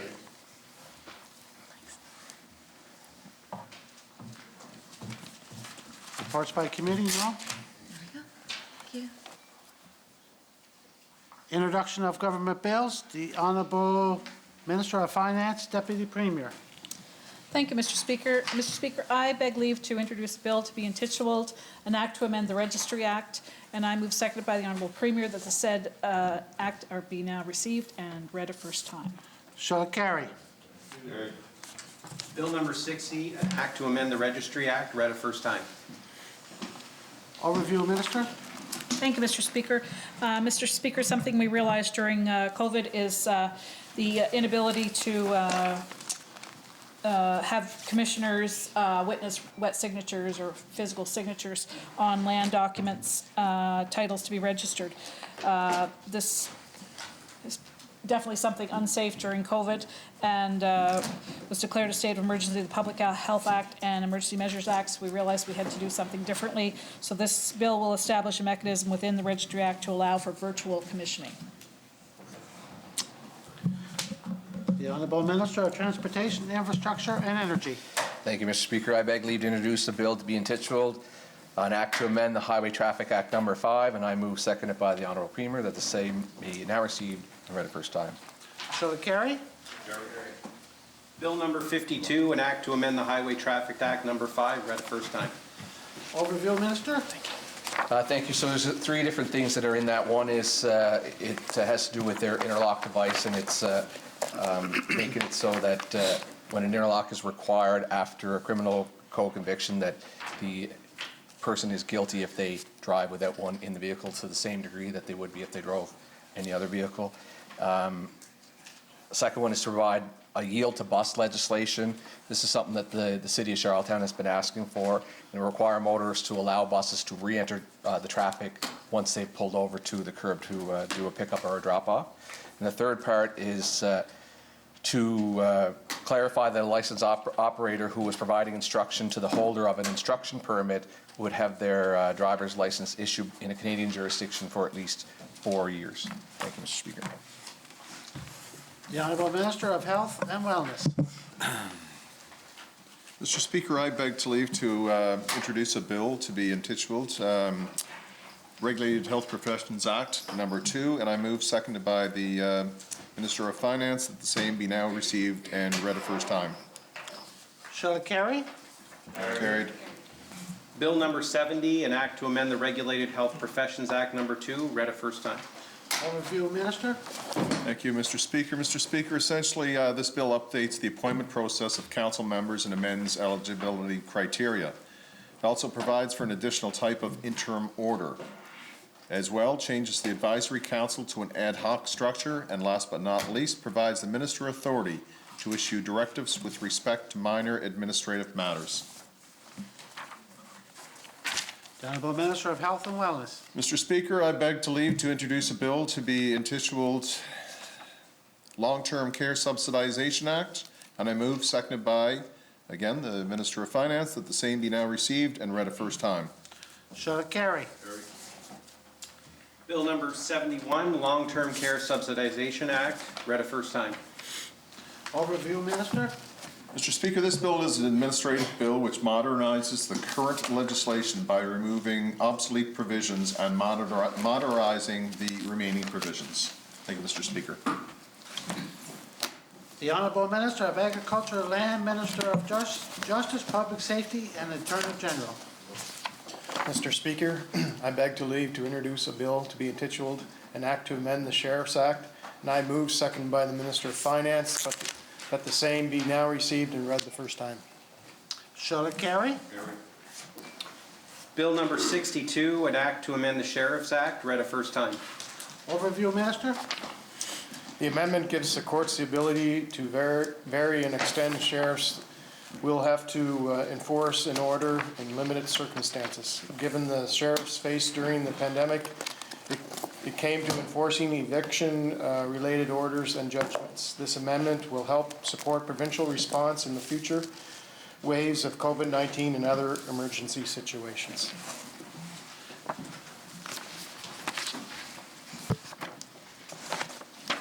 No more bills? The Honourable Minister of Finance, Deputy Premier. Thank you, Mr. Speaker. I move, second by the Minister of Health, that the 11th order of the day be now read. Shall it carry? Order number 11, an act to amend the Student Financial Assistance Act, Bill number 65, ordered for second reading. Shall it carry? The Honourable Minister of Finance, Deputy Premier. Thank you, Mr. Speaker. I move, seconded by the Minister of Health, that the said bill be now read a second time. Shall it carry? Bill number 65, an act to amend the Student Financial Assistance Act, read a second time. The Honourable Minister of Finance, Deputy Premier. Thank you, Mr. Speaker. I move, seconded by the Minister of Health, that this House do now resolve itself into Committee of the Whole House to take into consideration the said bill. Shall it carry? I ask the Honourable Member from Tignish Palmer Road, Deputy Speaker, the Chair of the Committee, please.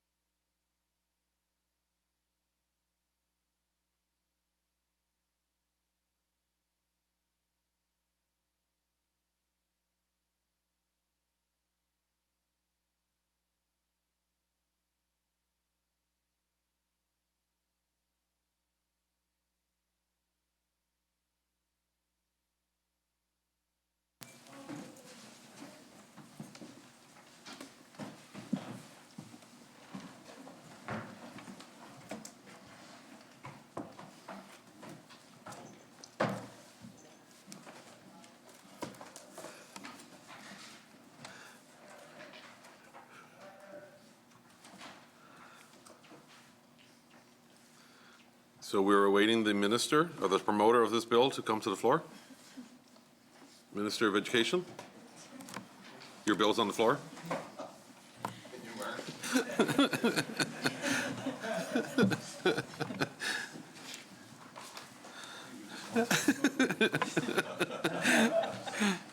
Do you have someone to bring on the floor? Yes. Okay.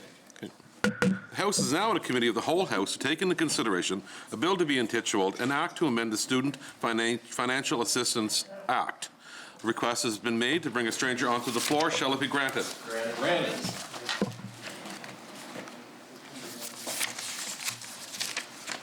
Hello, stranger. Over here, stranger.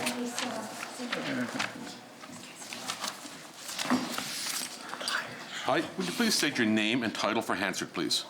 It's Ann Partridge. I'm the Executive Director of Post-Secondary and Continuing Education with Education and Lifelong Learning. Thank you very much, Ann. Thank you.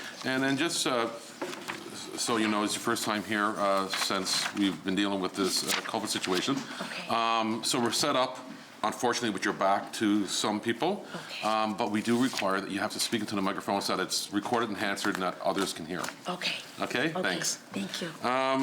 It's a pleasure to the committee that the bill, or sorry, I'll start first with the minister. Do you have a statement you would like to make on the bill's intent? Sure, I can just give a quick overview, maybe a summary. So really, we're just amending the Student Financial Assistance Act to rename the department responsible to the Department of Education and Lifelong Learning and update the composition of the Student Financial Assistance Corporation to include the Deputy Minister of Social Development and Housing, and then to assign the role of chair of that corporation to the Deputy Minister of Education and Lifelong Learning. It's because of the changes in department names, we have to update the act. It's really a housekeeping sort of bill. Thank you, Minister. It's a pleasure to the committee that the bill now be read clause by clause, section, or as a whole. As a whole? Thank you very much. Floor is now open for questions. Charlottetown, Victoria Park. Thank you, Chair. I recognize this is just a housekeeping bill, but while we're on the topic, I'm just wondering why there's only deputy ministers on the board.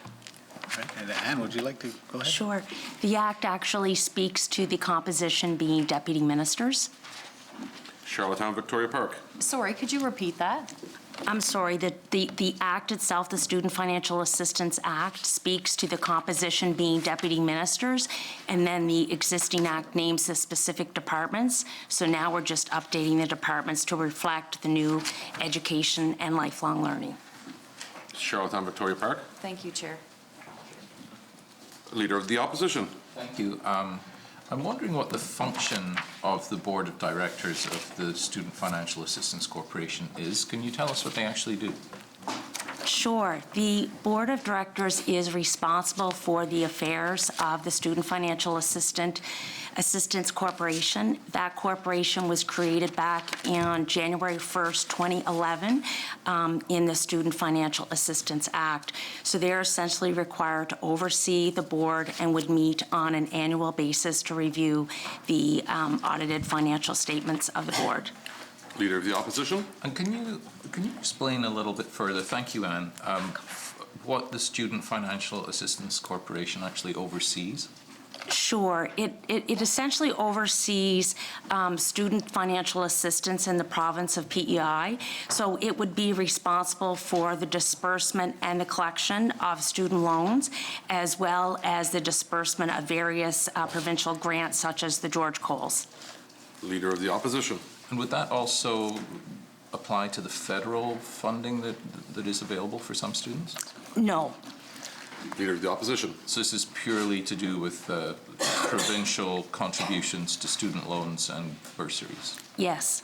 Leader of the Opposition. I'm good. Thank you, Chair. I just wanted to mention that, of course, Anne's division really does work closely with the federal data, and it really informs our provincial student loans as well. And we often get questions about the Canada student loans, and the department, Anne's division does a great job of really helping direct the students and answering their questions as best they can, even though it's a little bit outside of their scope. Thank you, Minister. Are there any other questions? Shall the bill carry? Carry. Great job.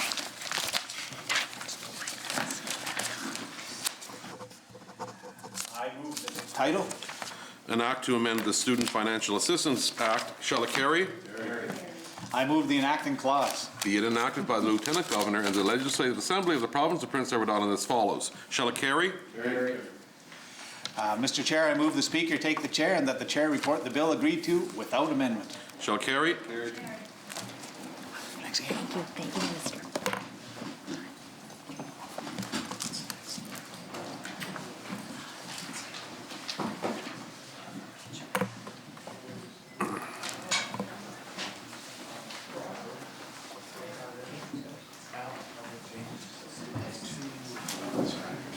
Okay.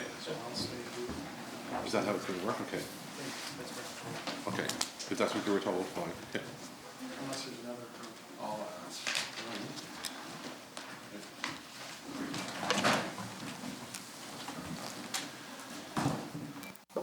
Mr. Speaker, as Chair of the Committee of the Whole House having under consideration a bill to be intituled an Act to amend the Student Financial Assistance Act, I beg leave to report that the committee has gone through the said bill and has agreed to same without amendment. I move that the report of the committee be adopted. Shall it carry?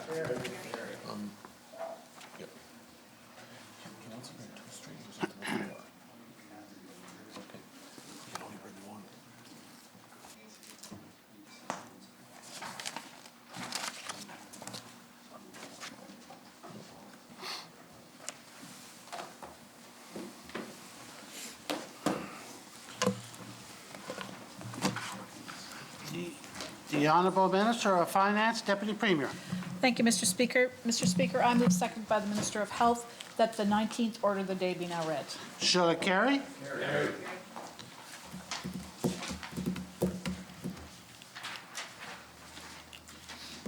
Order number 19, an act to amend the Insurance Act, Bill number 67, ordered for second reading. The Honourable Minister of Finance, Deputy Premier. Thank you, Mr. Speaker. I move, seconded by the Minister of Health, that the said bill be now read a second time. Shall it carry? Carried.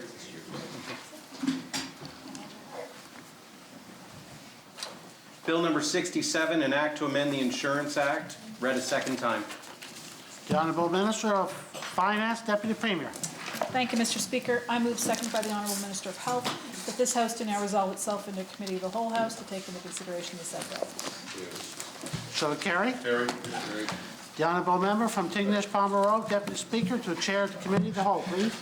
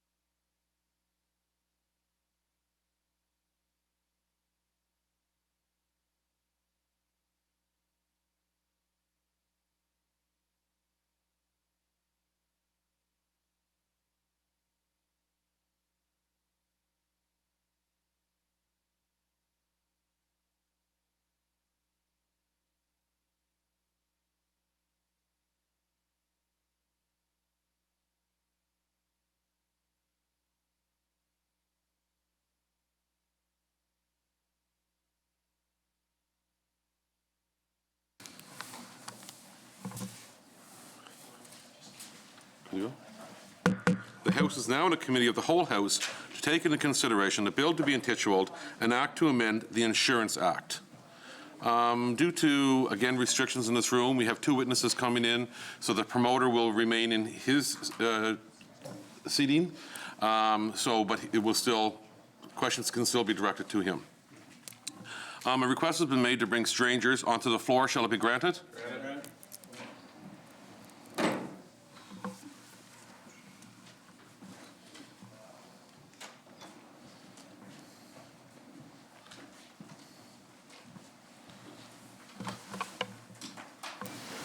Good morning, gentlemen. Would you please state your name and title for Hansard, please? Thank you. Blair Barber, Legislative Specialist for Justice and Public Safety. Robert Bradley, Superintendent of Insurance, Justice and Public Safety. Thank you very much. Promoter, would you like to commence with a general statement on the bill's intent? I'll just say a few words and then pass it on to my strangers. The amendment is to align our acts so that the other jurisdictions, with other jurisdictions, Mr. Speaker, the changes will also improve consumer protection and choices. Thank you very much. It's the pleasure of the committee that the bill now be read clause by clause, section by section, or as a whole. Open up. Okay, thank you very much. Okay, I'm now accepting those who wish to ask questions. Names? Okay, Mermaid Stratford. Okay, thank you, Chair. Thank you, gentlemen, for being here today. So Section 1 is amending Section 2. Can you explain why the appointment process is moving from Cabinet to the Minister? Well, I think it's more in line with modern legislation across the country. Right now, it varies from province to province. So a lot of jurisdictions have already gone in this direction. Some jurisdictions, it's with the Public Service Commission, and some it's still with Lieutenant Governor and Council. Mermaid Stratford. Okay, thank you for that. And so provincially, though, would that be something, I understand other jurisdictions with this type of act, but is that something that we've seen often provincially in other acts? We are definitely moving in that direction. A lot of our legislation is older, as the member will know, and in the older legislation, the Lieutenant Governor and Council did a number of the appointments. And what we're doing as we go through our legislation to update it is where the appointed position is a government employee and always has been a government employee, we're moving it to a ministerial appointment, simply to reduce some of the internal red tape within government. Mermaid Stratford.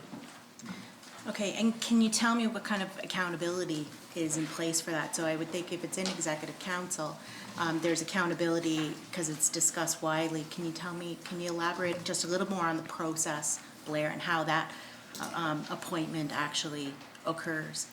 Well, currently, the process would involve a Public Service Commission competition, as with any civil servant. And when the person successfully obtains employment through the competition process, and an Executive Council memo would be forwarded to Executive Council for consideration and appointment. Mermaid Stratford. Okay, all right, thank you. So adding 107.1, can you explain what the effect of that change is for me? 107.1. 107.1. Yeah. So the purpose of this new subsection is to provide consumer protection to innocent co-insured individuals in circumstances where one of the co-insured commits an act or omission that disqualifies the insured from coverage. In plain language, you have a situation, for instance, where you have two spouses that live together. Perhaps one of the spouses commits arson. In the normal course, the insurance company could say it's an illegal act, so your insurance coverage is you're disqualified from collecting under the insurance policy. This particular provision would protect that innocent co-insured, so the spouse who didn't commit the arson, for instance, and that person would be able to collect payment under the insurance policy. Okay, great. Mermaid Stratford. Thank you, Blair. So sections 3 to 5, adding 127.1, 150.1, and 189.1. Can you also explain the effect of those changes? I might ask the member just to repeat the section numbers. Absolutely. So sections 3 to 5. Okay. Yes. 127.1, 150.1, and 189.1. I believe they're on. Okay. The proposed section 127.1 and 189.1 are similar. They allow a person whose life or well-being or both is insured under a contract to apply to the court for relief where they reasonably believe that their life or well-being may be endangered by the insurance. So if you picture a circumstance where you have someone whose life is insured, someone else buys $1 million life insurance policy payable to themselves. The person whose life is insured may feel rather apprehensive about there being such a large policy out on their life, and they may feel that it endangers their life in the sense that it adds an incentive to someone to commit a wrongdoing against them. So these provisions would allow that person to go to the court to seek a remedy from the court to address that situation. With respect to section 150.1, that is funds held under contract. I might get Robert to speak to this particular amendment. Okay, the purpose of this amendment is to clarify that excess funds deposited into side accounts are not premium. This is necessary because a couple of years, first of all, the purpose of a side account has historically been, and we believe that legislatively is, so that an individual can pay excess premiums each time a premium is due, and that amount we could set aside and earn a little bit of interest to pay future premium. And that's the sole purpose of the side account. A couple of years back in Saskatchewan, with the interest rates being so low, and some of these side accounts were paying 3 to 4%, individuals were gathering up these policies, buying these policies, and basically using them for investment purposes. So that was never their intent, and there was some danger there for the insurance industry that if this were allowed to continue, it could theoretically very negatively impact an insurer's solvency. Okay. So this, Saskatchewan went first with a new regulation, actually back in 2018, to basically make this practice unattainable. That was challenged in the Saskatchewan court, and the court upheld the changes to the regulations. After that, and that was 2018. Since then, Alberta, New Brunswick, and Nova Scotia have enacted similar provisions. And someone, it was indicated to me yesterday that Ontario's indicated in their recent budget that they're going to follow suit. Interesting. And Robert, do you Mermaid have a- Stratford, sorry. Oh, I'm sorry. Yeah. Did you get a response to under section 5, the new section 189.1? No, I'm good with that one. Okay. But I am interested in this, though. Do you have a sense of how many side accounts there are? How many islanders would have taken advantage of that? There wouldn't, it's an insignificant amount overall in the grand scheme of things, because we're talking big insurance companies like Manufacturers Life, for example. Right. So there wasn't a tremendous amount of risk in PEI, and there's another reason there wasn't a tremendous amount of risk. You can't traffic in life insurance policies in PEI, so an individual can't go around buying other people's policies. Okay. Where that was not prohibited in Saskatchewan, and that's one of the reasons I believe these quote-unquote investors went there first. Okay.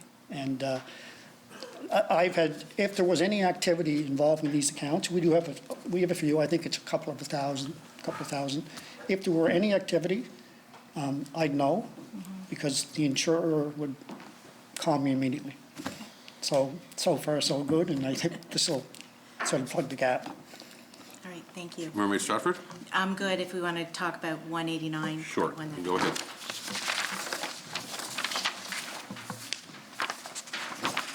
So 189.1 is similar to 127.1.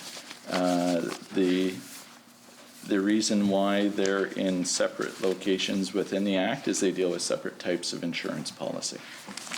But the answer I gave for 127.1 would equally be applicable to 189.1. Mermaid Stratford. I'm great, thank you, Chair. Thank you for your answers, Chairman. You're welcome. Any other questions? Shall this bill carry? Carried.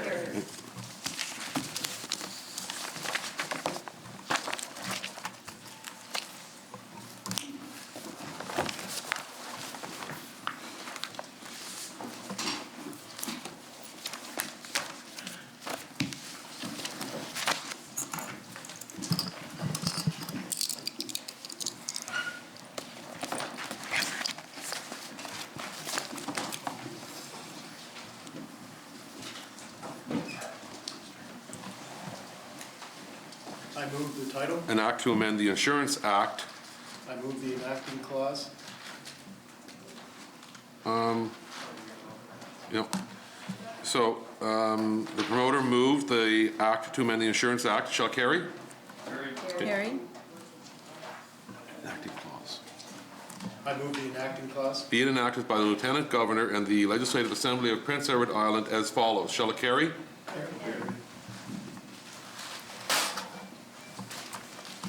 Mr. Chair, I move the Speaker take the chair and the chair report the bill agreed to without amendment. Shall it carry? Mr. Speaker, as Chair of the Committee of the Whole House, having under consideration the bill to be intituled an act to amend the Insurance Act, I beg leave to report that the committee has gone through the said bill and has agreed to same without amendment. I move that the report of the committee be adopted. Shall it carry?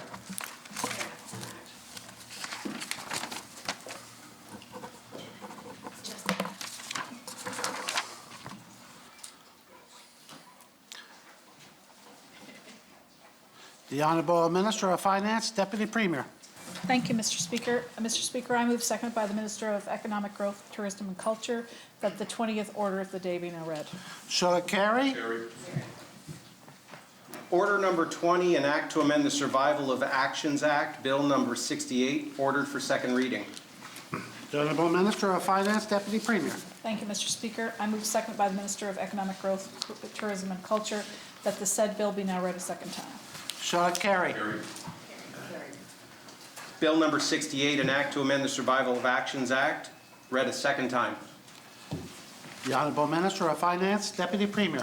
Thank you, Mr. Speaker. I move seconded by the Minister of Economic Growth, Tourism and Culture that this House do now resolve itself into a committee of the whole House to take into consideration the said bill. Shall it carry? The Honourable Member from Tignish Palmer Road, Deputy Speaker, to chair the Committee of the Whole House, please.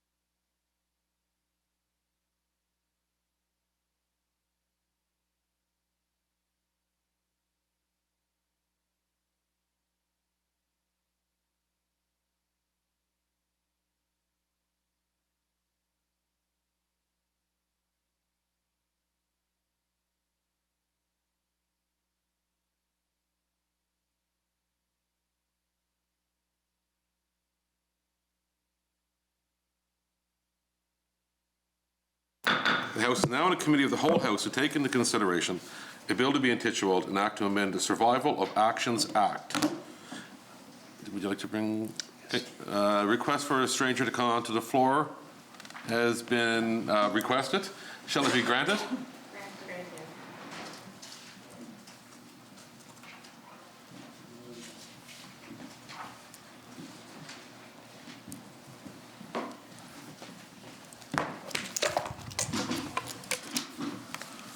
Good afternoon. Would you please state your name and title for Hansard, please?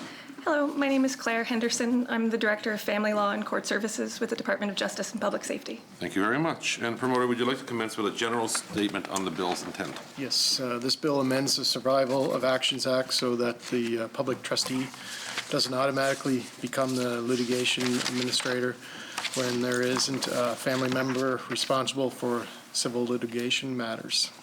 Thank you very much. And committee, it's your pleasure that the bill be now read clause by clause, section by section, or is general?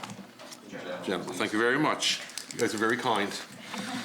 So the floor is now open, and I'm compiling the list. Are there any questions? Chair. Leader of the Opposition. I'm just wondering about the Public Trustee's Office and whether this will bring any sort of onerous demands on them, and if so, do they have necessary resources to do this job? This bill was actually promoted by the Office of the Public Trustee. The Office of the Official Guardian and Public Trustee falls within my division at the Department of Justice and Public Safety. The purpose of this amendment is to actually change the requirements for the default involvement of the public trustee in these matters. So under the existing legislation, without any type of discretion or consultation, the public trustee is the default litigation administrator appointed for survival of actions purposes. The proposed amendment to Section 12 of the Act imports a discretion for the appointment of the public trustee. And so this will actually improve office operations and allow for more discretion for the court to potentially appoint an administrator who is more appropriate in the circumstances than the public trustee, who may have no other knowledge of the action other than the filing of the litigation. Leader of the Opposition. Thanks. I really appreciate that explanation. Thank you. So I clearly had that entirely the wrong way around. I'm wondering, you mentioned that the courts are to appoint this other potential administrator, and who exactly would be doing that? So this legislation applies to civil litigation that's initiated in the province. From time to time, someone's estate may be the subject of what would be referred to as personal injury litigation or other civil action that's brought in the court. If someone is to pass away before litigation is commenced, their estate becomes liable for any liability or damages that may be awarded by the court. And so the way the legislation is drafted for the purposes of the amendment, the parties who are bringing the litigation against the estate would be responsible for making submissions to the court or suggesting that an appropriate litigation guardian be appointed, a litigation administrator, sorry. What it also permits is consistency with the current legislation, where if there is no alternative individual available, the public trustee can be appointed as litigation guardian. So it would be an application through the civil court process that a judge would consider and then make an appointment. Leader of the Opposition. Thank you. Again, I appreciate your very clear and fulsome answer. Access to justice is one of the big problems and barriers here for many islanders, and I'm just wondering whether there are any potential financial implications for those that choose not to use or are instructed not to use the public trustee? So the availability of resources in terms of the ability of the estate to appoint a litigation administrator would arguably be one of the things that the court could consider in determining whether or not the public trustee was the appropriate litigation administrator to be appointed. The important thing to remember is that this relates to private civil litigation and not actions taken by government per se. And so the costs that are associated with that type of legal action would be something that a court at the outcome of the proceeding would be considered.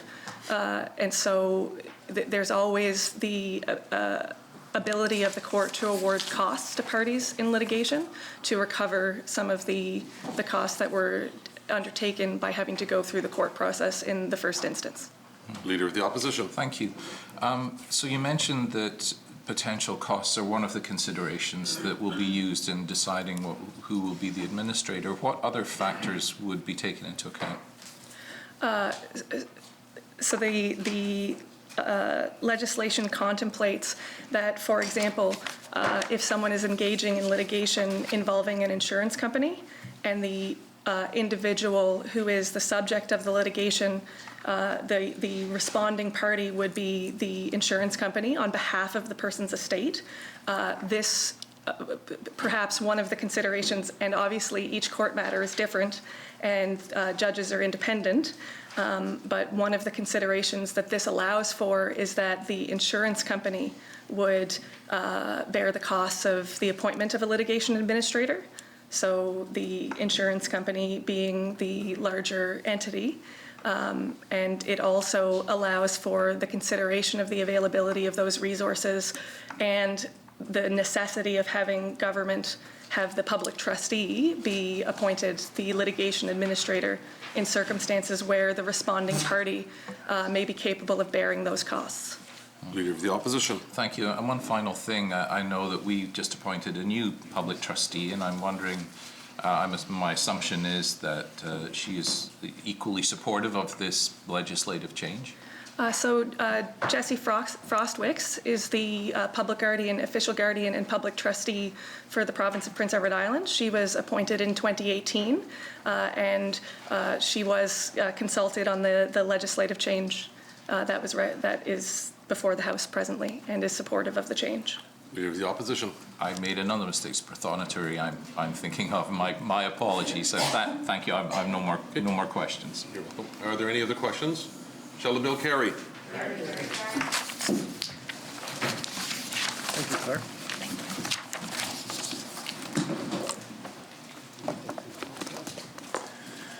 I move the title. An act to amend the Survival of Actions Act. Shall it carry? Carry. I move the enacting clause. Be it enacted by the Lieutenant Governor and the Legislative Assembly of the Province of Prince Edward Island as follows. Shall it carry? Shall it carry? Carry.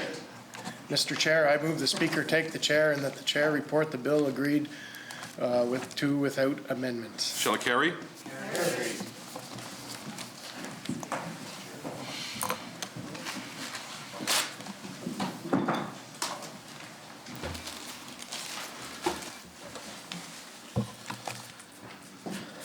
Mr. Speaker, as Chair of the Committee of the Whole House having under consideration the bill to be intituled An Act to Amend the Survival of Actions Act, I beg leave to report that the committee has gone through the said bill and has agreed to same without amendment.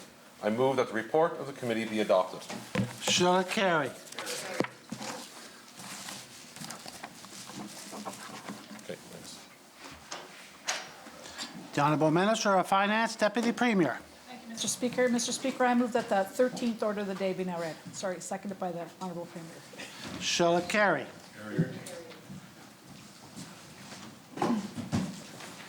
Order number 13, an act to amend the Financial Administration Act, Bill number 69, ordered for second reading. The Honourable Minister of Finance, Deputy Premier. Thank you, Mr. Speaker. I move seconded by the Honourable Premier that the said bill be now read a second time. Shall it carry? Bill number 69, an act to amend the Financial Administration Act, read a second time. The Honourable Minister of Finance, Deputy Premier. Thank you, Mr. Speaker. I move seconded by the Honourable Premier that this House do now resolve itself into a committee of the whole House to take into consideration the said bill. Shall it carry? The Honourable Member from Tignish Palmer Road, Deputy Speaker, the Chair of the Committee of the Whole House.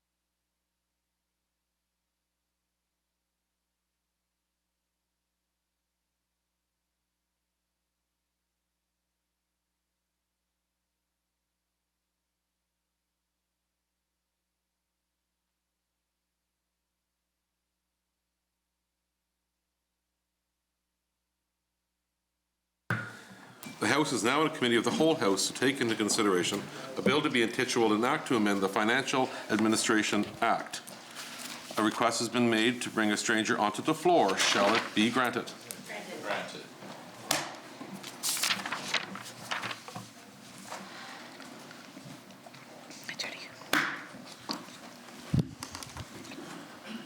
Good afternoon. Good Could you please afternoon. state your name and title for Hansard, please? Judy Killam, the Controller within the Department of Finance. Thank you very much, Judy. And Promoter, would you like to commence with a general statement on the bill's intent? Sure. Thank you, Chair.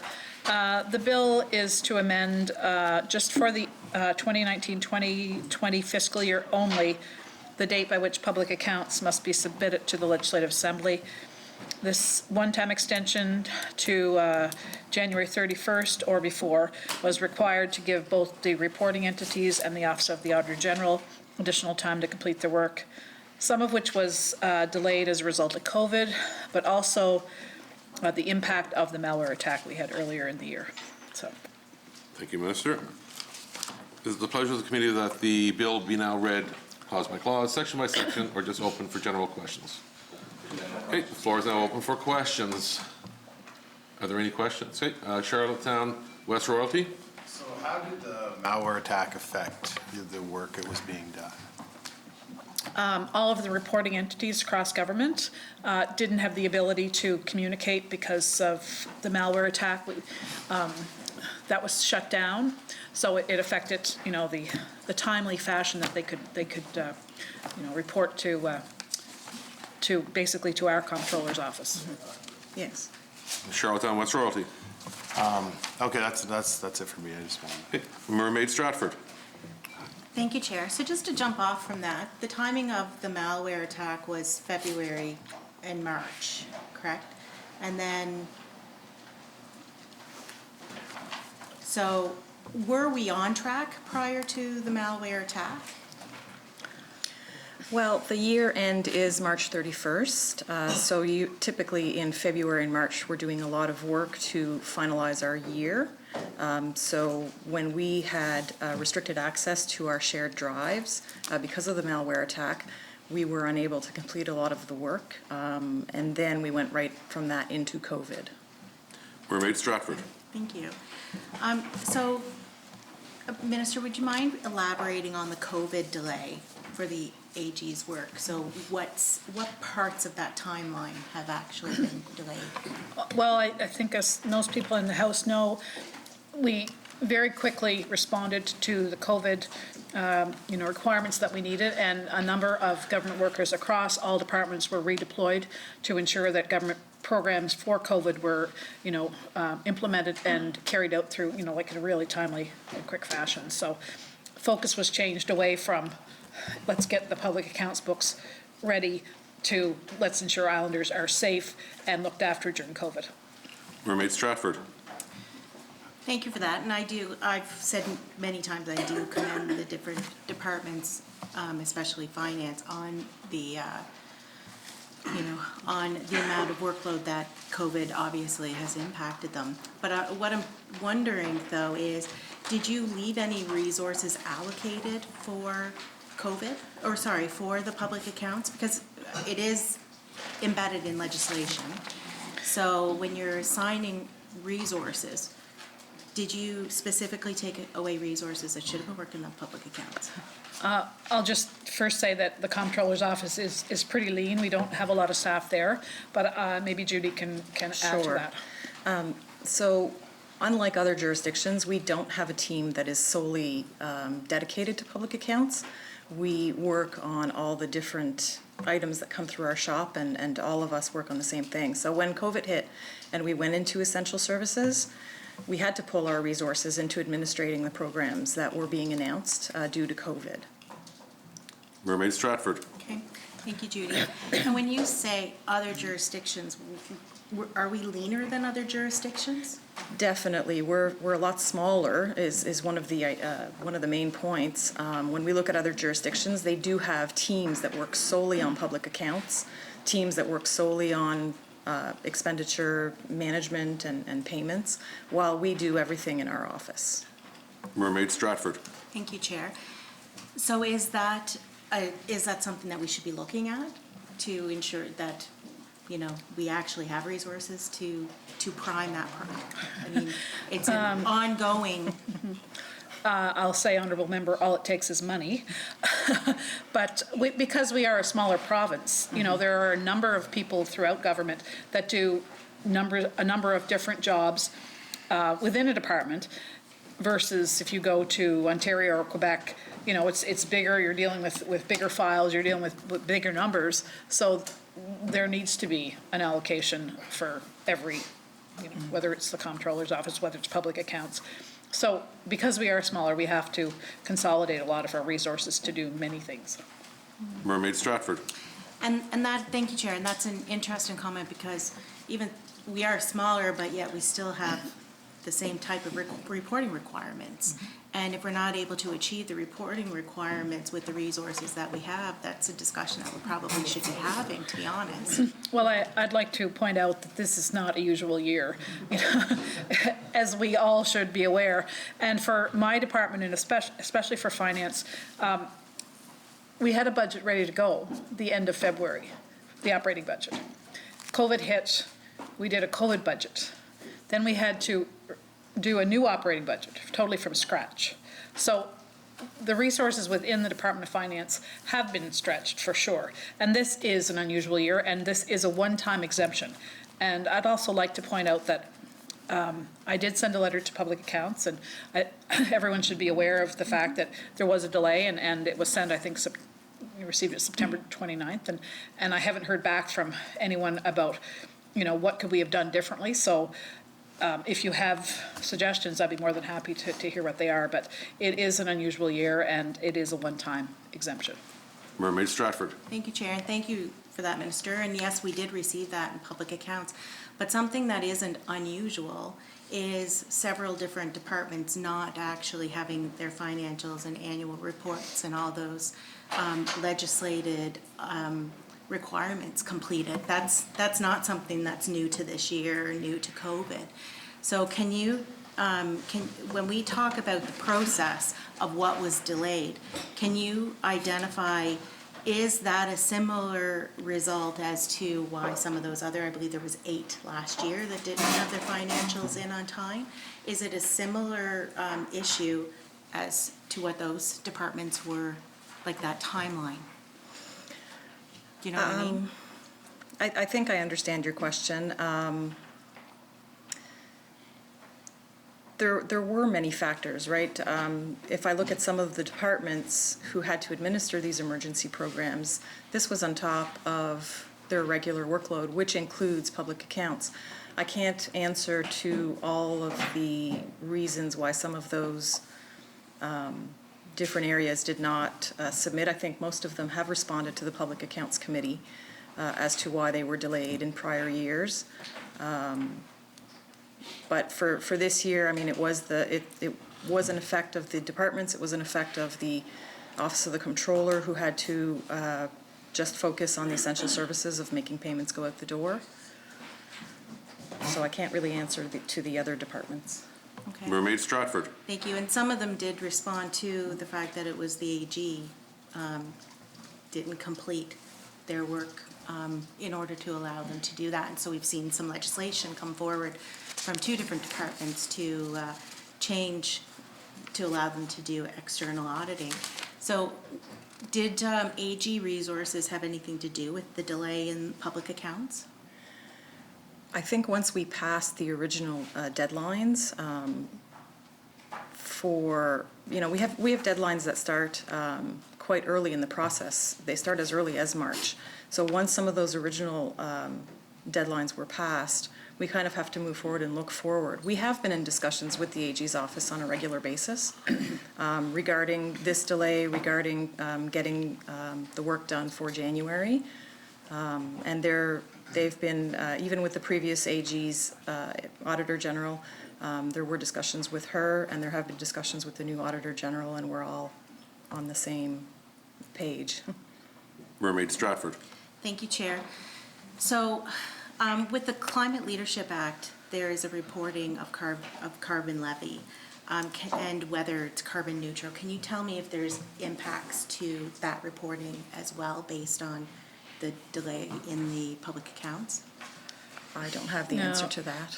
We're really here just to speak to the fact that there is this is an amendment to the Act for this current year.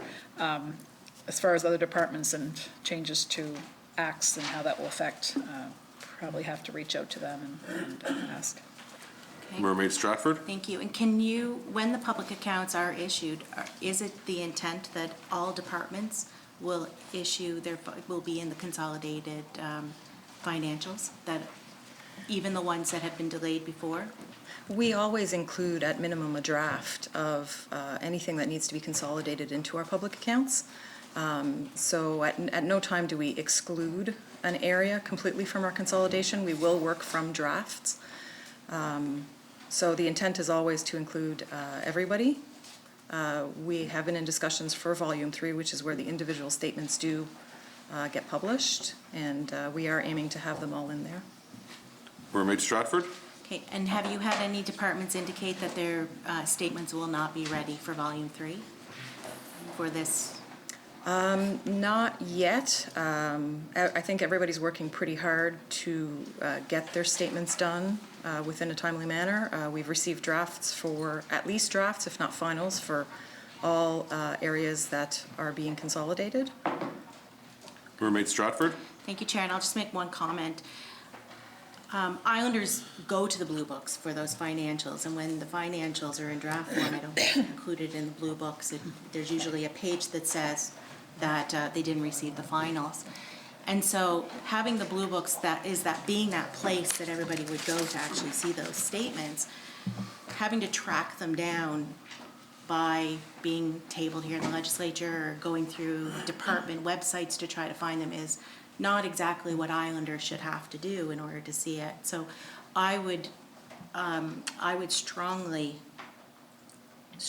recommend seeing all departments get up to being current, so that Islanders don't have to go looking for the information that the Blue Books are supposed to be delivering to them.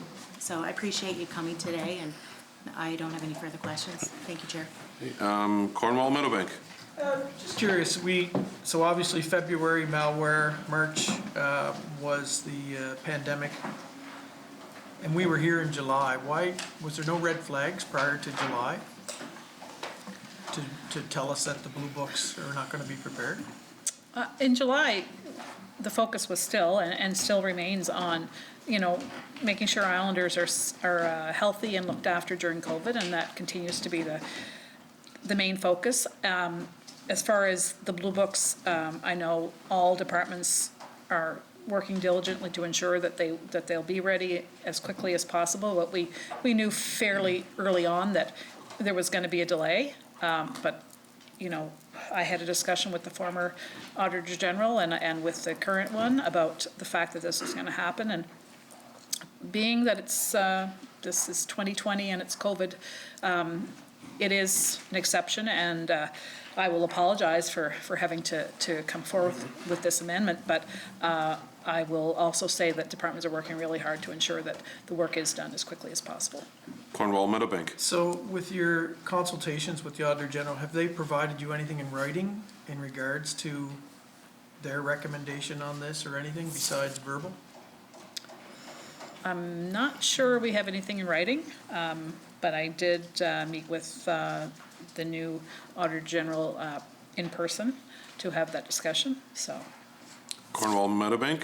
So I guess I'm just asking, we're 2 weeks past the deadline, basically, and we're talking about legislation, and I think, whether the Blue Books are finished or not finished, or whatever the situation may be, and we are in different times, but to me, we're making changes to legislation after the deadline.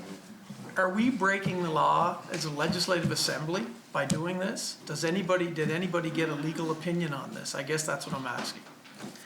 I can't comment on a legal opinion. I would say to the honourable member that if you had this grave of a concern, you did sit in on public accounts on September 29th when my letter was read, and I wish you would have come forward to bring that to my attention. This is the first time the Legislative Assembly has sat since we knew that for sure there was going to be a delay, and we are doing what we can to mitigate any problems within government and within the law.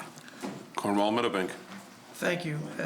Minister, I'm not criticizing the process, and I was there, and when I read this letter and you copy Mr. Daigle, Mr. Newman, Mr. Campbell, and Judy, obviously, that's fine.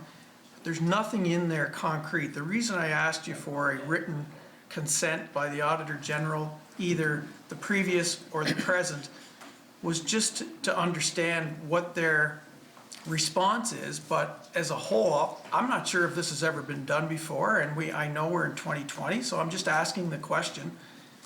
When you're changing legislation after a deadline, like October 31st, are we doing, as a legislative assembly, something wrong? I guess that's all I'm asking. I'm not criticizing you, I'm just wondering if there's been any legal entity look at this and say, hold on, you guys. I guess that's all I'm asking. Well, I appreciate the question, and I will take it under advisement to ensure that we are within our legal limits. What we're trying to do here is to clarify that there is, in writing, a one-year exemption to when the blue books are actually going to be published. So I will take that under advisement. We'll look into whether there are any legal ramifications. And I think during COVID, there have been a number of, let's say, actions that have been taken that are definitely unusual, and this is probably one of them. Cornwall Middlebank. Mermaid Stratford. Great, thank you, Chair. Minister, in your conversations with the AG, is there any indication that the Auditor General report will be delayed? We didn't discuss that, so I can't say. I don't know if Judy has more to. We are working together. I met with the Auditor General as recent as yesterday to discuss deadlines to meet the January 31st suggested change. Mermaid Stratford. Okay, but at this point in time, they're on track? Is that Yes, they are. fair to say? Okay. Mermaid Stratford. So I understand that, you know, when financials aren't filed at the time that they're supposed to be as laid out in the Financial Administration Act, same thing with the annual reports, pretty delinquent in a number of them as well. And yes, I've seen a lot of catch-up in the last little while, but if you're following the letter of the law of the Financial Administration Act, that is out of step with the actual act, which is the letter of the law. So, and we've seen this with your caucus, to be honest, with special warrants.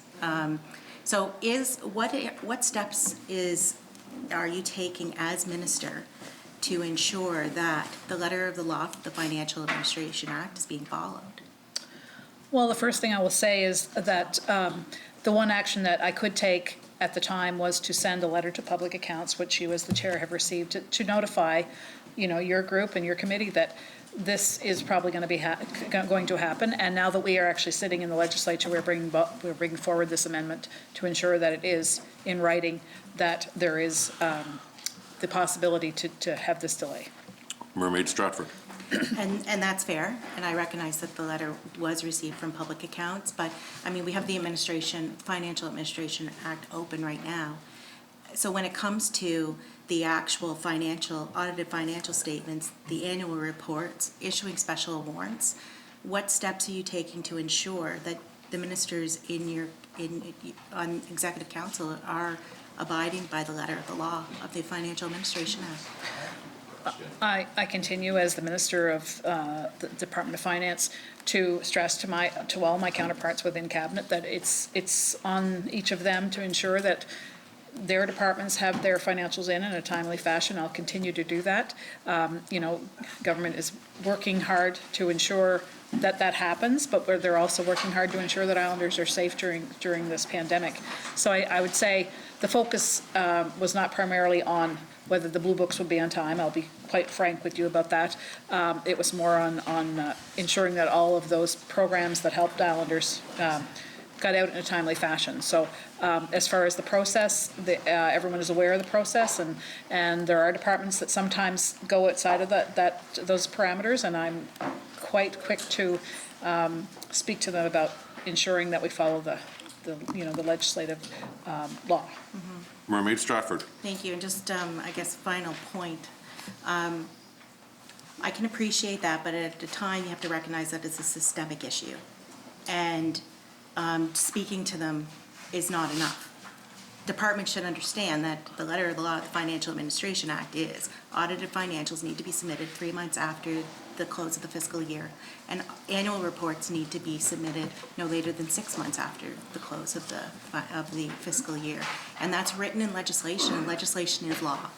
So I would hope that as a group that we can do more than talk about it, we can actually ensure that everybody catches up, because that is accountability for Islanders. That's transparency. If you ever want to talk about transparency, you actually have to provide numbers to Islanders so that they can see what's going on.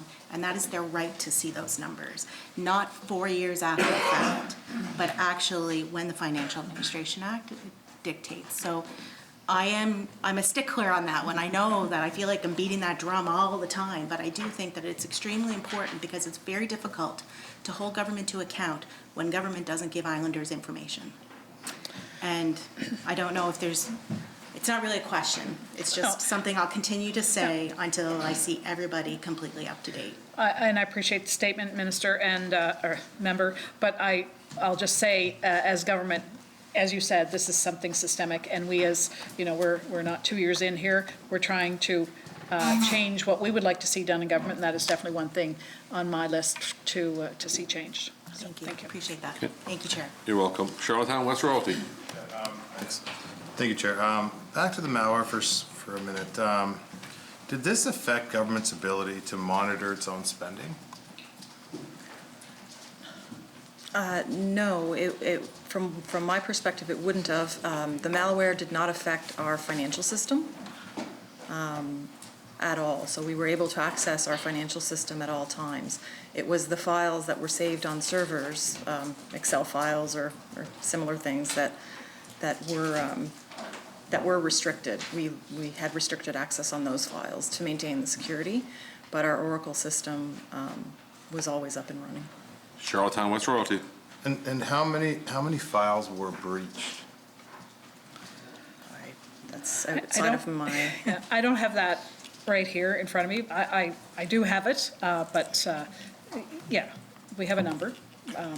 Yeah, I can bring it back for sure. Charlottetown West Royalty. And which departments were hit the hardest? I know that there was a breach in agriculture with some of the loans. I think so, yes. Yeah. Insurance, yeah, sorry, yeah. Agriculture with insurance, yeah. Charlottetown West Royalty. So that was the primary area that was hit. Did that, when you decided to push back to January, couldn't you have dealt with that isolated incident and kept going with your timelines? Well, Well, it said it was agriculture. it was a malware attack across government, so we had to shut down the sharing of any kind of information within departments. Charlottetown West Royalty. How will this delay to January set back next year? If we're looking at what challenges will come out next year because of this delay? We don't foresee any changes whatsoever to next year. We are already planning our next set of public accounts, although we're not complete with this one. So the planning is already underway. Charlottetown West Royalty. Perfect. Yeah, I'm just trying to figure out, is it the malware or if it was COVID or was it a combination of both that? It was a combination of both. Yeah. Charlottetown West Royalty. Because we had training in public accounts, great training the other day, and I'd asked the question to specialists from across the country, and I said, what if the blue books came out on October 28th in previous years, and now they're delayed till January? Have you ever seen that? And they said no, and they were very, very surprised at that because it hasn't happened across the country. So. Well, honorable member, as we mentioned earlier, most jurisdictions have people in the department specifically assigned to do public accounts work and to ensure that the blue books are done in a timely fashion. We're here in PEI. People within the finance department are working on a number of different files and a number of different priorities. Charlottetown West Royalty. Absolutely, and I agree. I mean, that's there, and we're doing this so that the people of PEI can figure out where the spending is, probably at the most important time in our history. So that's all I have, Chair. Thank you. Thank you. Are there any other questions? Shall the bill carry? Carry.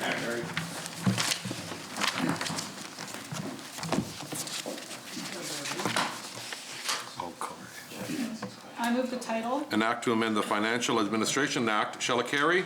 Carry. I move the enacting clause. Be it enacted by the Lieutenant Governor and the Legislative Assembly of the Province of Prince Edward Island as follows. Shall it carry? Carry.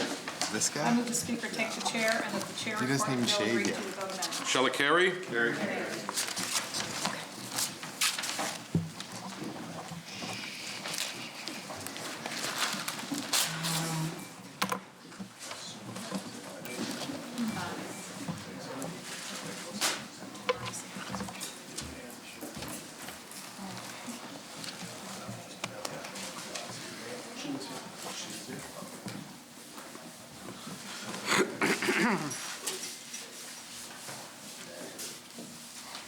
Mr. Speaker, as Chair of the Committee of the Whole House, having under consideration a bill to be intituled an Act to amend the Financial Administration Act, I beg leave to report that the committee has gone through the said bill and has agreed to same without amendment. I move that the report of the committee be adopted. Shall it carry?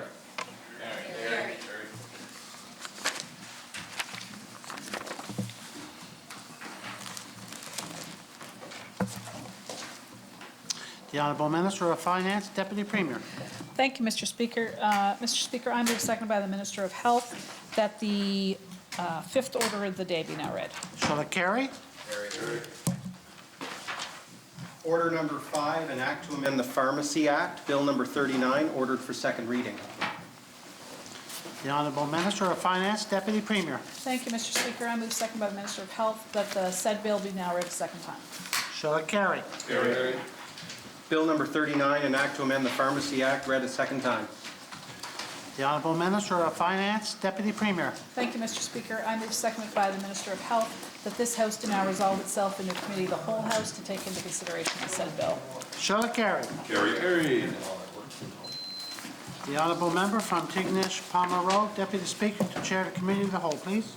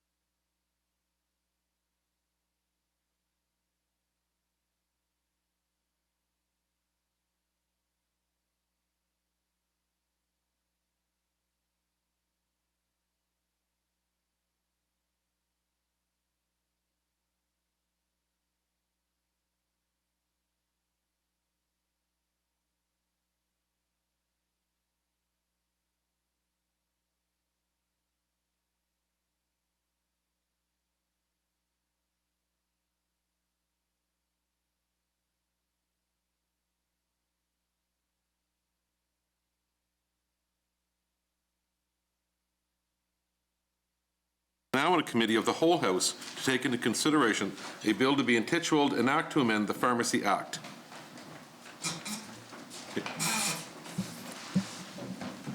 A request has been made to bring a stranger onto the floor. Shall it be granted?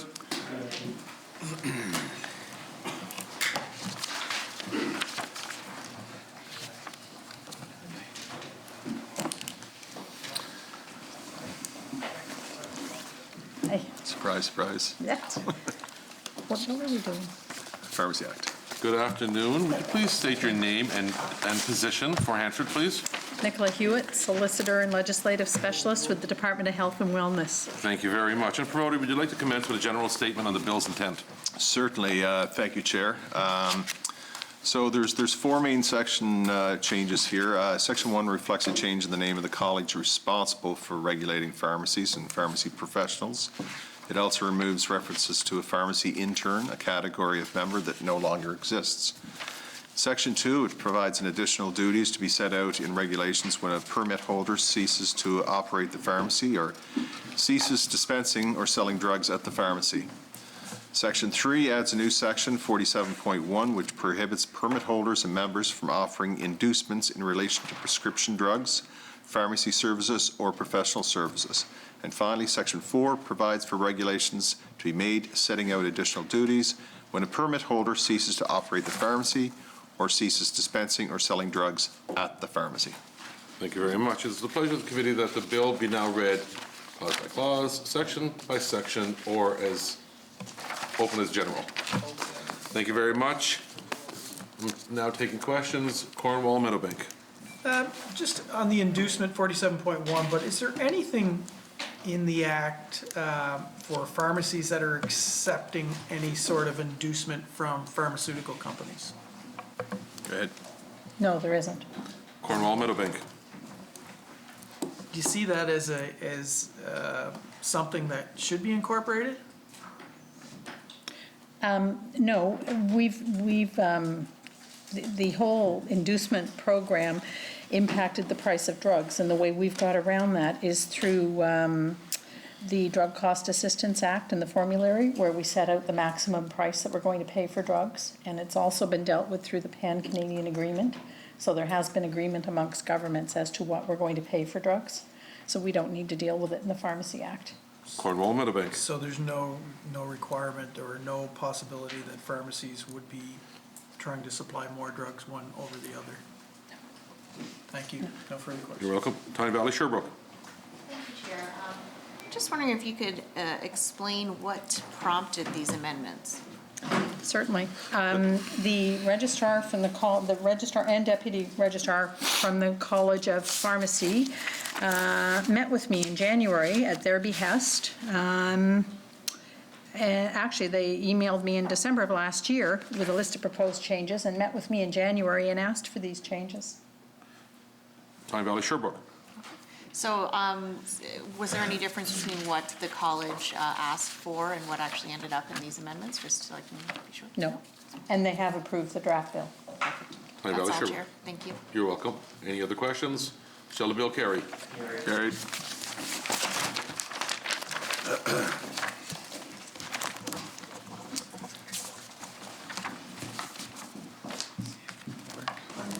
Oh, I move the title. An act to amend the Pharmacy Act. Shall it carry? I move the enacting clause. Be it enacted by the Lieutenant Governor and the Legislative Assembly of the Province of Prince Edward Island as follows. Shall it carry? Carried. Mr. Chair, I move the Speaker take the chair and that the chair report the bill agreed to without amendment. Shall it carry? Carried. Thank you. Welcome.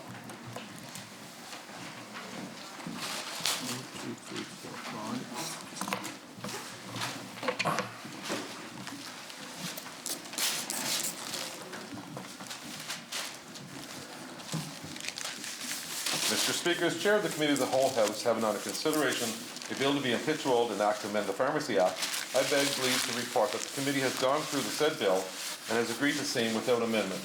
I move that the report of the committee be adopted. Shall it carry? Carried.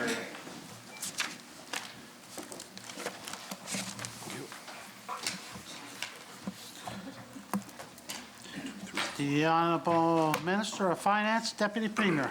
Thank you, Mr. Speaker. I move second by the Minister of Transportation, Infrastructure and Energy that the 12th order of the day be now read. Shall it carry? Carried. Order number 12, an act to amend the Hospitals Act, Bill number 48, ordered for second reading. The Honourable Minister of Finance, Deputy Premier. Thank you, Mr. Speaker. I move second by the Minister of Transportation, Infrastructure and Energy that the said bill be now read a second time. Shall it carry? Bill number 48, an act to amend the Hospitals Act, read a second time. The Honourable Minister of Finance, Deputy Premier. Thank you, Mr. Speaker. I move second by the Minister of Transportation, Infrastructure and Energy that this House do now resolve itself into a committee of the whole House to take into consideration the said bill. Shall it carry? Carried. The Honourable Member from Tignish Palmer Road, Deputy Speaker, to chair the Committee of the Whole House, please.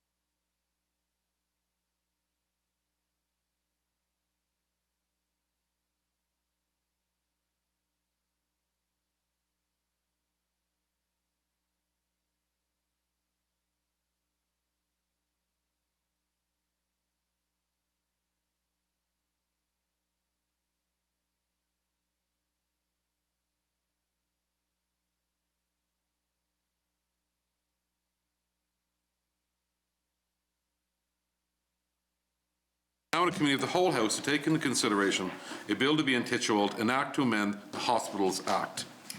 A request has been made to bring a stranger onto the floor. Shall it be granted? Granted.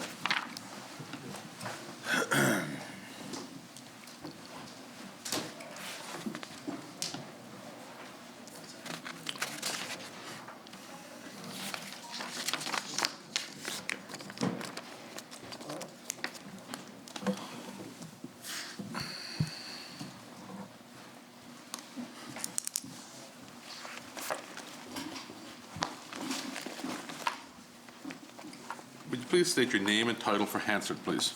Nicola Hewitt, Solicitor and Legislative Specialist with the Department of Health and Wellness. Thank you very much. And Promoter, would you like to commence with a general statement on the bill's intent? Certainly, Mr. Chair, this bill is very, very straightforward. It's basically a bill to amend the deletion of the word Stewart Memorial Hospital, which no longer functions as a hospital. Thank you very much. Is it the pleasure of the committee that this bill be now read clause by clause, section by section, or open as a whole?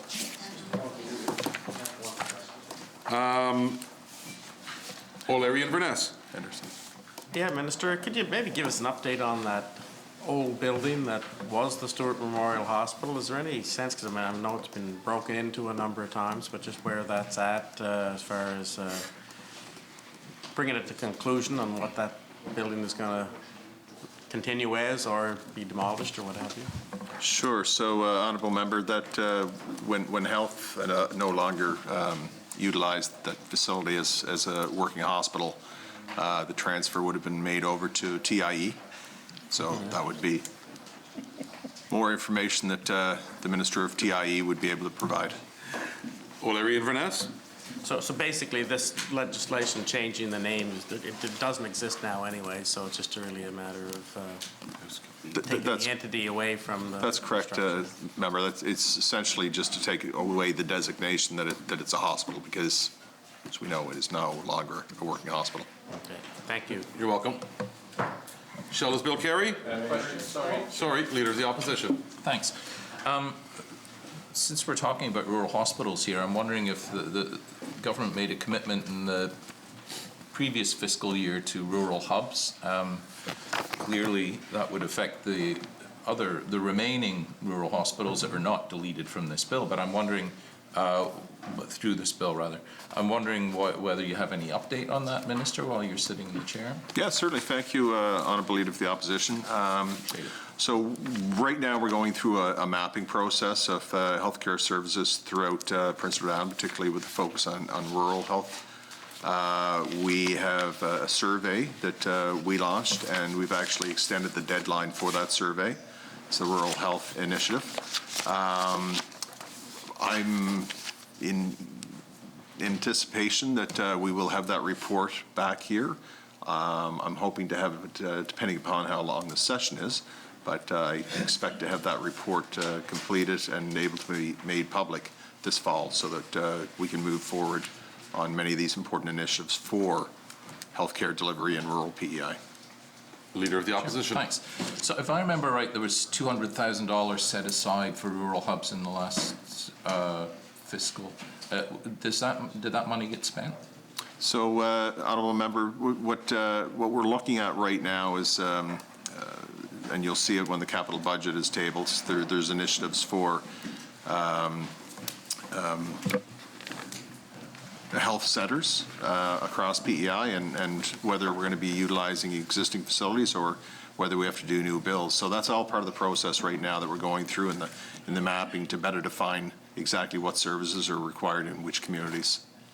Leader of the Opposition. Again, the question, the $200,000 that was set aside to plan to establish rural hubs, was that spent in that particular manner? I would have to go back into the department to get the exact figure of what the spend was to date, but I know that there's been a tremendous amount of work done behind the scenes, led by Dr. Kathy McNally and also Assistant Deputy Deborah Bradley. Leader of the Opposition. Thanks, Chair. You used a term there, rural health centres, and I'm wondering what those. I'm excited to hear that, by the way, given where I live in the South Shore and the doctor situation in Crop, or I should say more broadly access to primary care services in the Crapo area. What did you use as your template for these health centres, and is that different from the rural hubs that you had planned last year? We didn't use any template, Honourable Member. As I said, what we're doing right now is we're out in the field, essentially, doing the research, gathering information of what the various communities of PEI might require, might need. One community might be better served with a registered nurse with specialty in diabetes, that she can support that community. Another community might be better served by RN or an NP that specializes in COPD. Those type of specific options for different communities. So that's the direction we're going right now in the mapping process and the survey.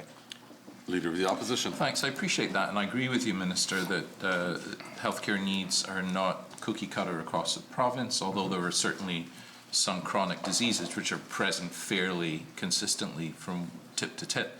And I'm just wondering whether, again, these health centres that you are talking about here, whether you're considering collaborative type of situation where doctors, NPs, RNs, physiotherapists, etc., are working together under one roof? That's the model that we want to move forward to, because we know if you just put a standalone physician in a rural community without proper support, the length of their service in that community is limited. But I mean, everybody's looking for a work-life balance now, and we know just from seeing it work in other communities and other jurisdictions that a collaborative approach is much better. So yeah, we are definitely looking at collaborative practices where, again, you might have a primary care physician or maybe even two primary care physicians supported by an NP, supported by an RN with mental health training or COPD, maybe a dietitian, maybe a physiotherapist. So that's the process we're going through right now to ascertain what needs specifically right there. Because, honourable members, you said yourself, it's not a cookie cutter approach, and we need to make sure that when we're doing it right. Leader of the Opposition. Thanks, Chair. I appreciate that you're going through a fairly substantial consultation process here with the public, and that's really important here. And I'm wondering whether at this point in the process you've identified places, particular geographic areas of the island where these rural health centres will be likely established? Sure. Thanks, Honourable Member. Again, that information, once we receive all the research back and the survey information back and the consultation back, we'll take that and put it all together and put it into a report and bring it back to the House. Leader of the Opposition. I appreciate that, and I understand that the consultation that's underway now is one of the resources that you will use in making those decisions, but we already have a lot of information about where the gaps exist in terms of access to primary care services, particularly in rural areas. I'm wondering whether you have like a short list, and particularly I'm interested to know whether the South Shore region is being considered as one of the potential places for these rural healthcare centres. Yeah, certainly, honourable members, as you've heard me say here in the Legislative Assembly many times before, South Shores is an area that we feel that we need to support. Currently, there are several doctors that are providing primary care service, whether it be through clinics. There's, I believe it's right now 1.5 NPs that are dedicated to that area as well. We have a primary care resident that is just coming through the system right now, who is very interested in being part of that collaborative approach as well, focused primarily from Cornwall. But it's sort of like there'll be a satellite going out to South Shore. Leader of the Opposition. I think I'm good. Thank you, Chair. Thanks, Minister. Thanks for the great questions. Tyne Valley Sherbrooke. Thank you, Chair. So just before the Department of Health sort of signs off this final tie, I guess, to the old Stewart Memorial Home, I wanted to talk about the work of the Stewart Memorial Hospital Foundation that has been working for a while to try to find a way to use this space as a community care facility. I know that as part of the response to COVID, there was an assessment done of this property of the old Stewart Memorial Hospital. And it was done by TIE, but I'm assuming it was also shared with the Department of Health. I'm wondering if this information can be shared with the Stewart Memorial Hospital Foundation so that they have a sense of what the status is of this building currently, because they've been working so hard toward, trying to extend community care in the area, which I consider to be part of our healthcare services. So. Yeah. I can't speak on behalf of the Minister of TIE, but I'm confident that that report could be made available to the Foundation. I know I believe there's some serious issues with the roof and the heating system and various other aspects, because as you said, when we were looking at what initiatives we needed to put in place for COVID, it was looked at, but it was deemed completely inappropriate because of the current structural integrity of the building. Tyne Valley Sherbrooke. Thank you, Chair. Yeah, and that's my understanding as well, and that group should have this detailed assessment. It would be very helpful for them, and I will just say it is a great shame that the building has been left for so long when it could have been utilized at a much earlier stage, and it's now degraded to the point where it will require significant repairs. So it is my hope that it is still salvageable, that we can still use it in some way, but I fear that perhaps we have left it far too late. So, thank you.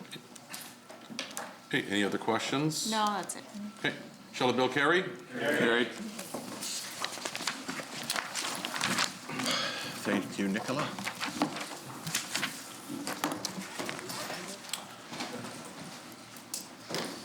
I move the title. An act to amend the Hospitals Act. Shall it carry? Carried.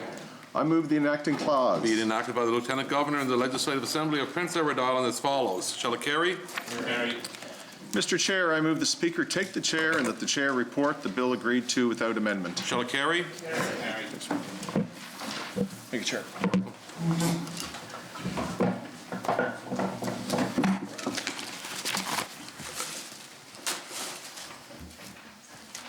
Mr. Speaker, as Chair of the Committee of the Whole House, having under consideration the bill to be intituled an Act to amend the Hospitals Act, I beg leave to report that the committee has gone through the said bill and has agreed to same without amendment. I move that the report of the committee be adopted. Shall it carry?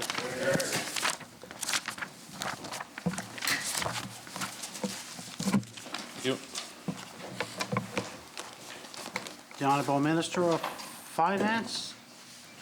Was the hour been called? Oh.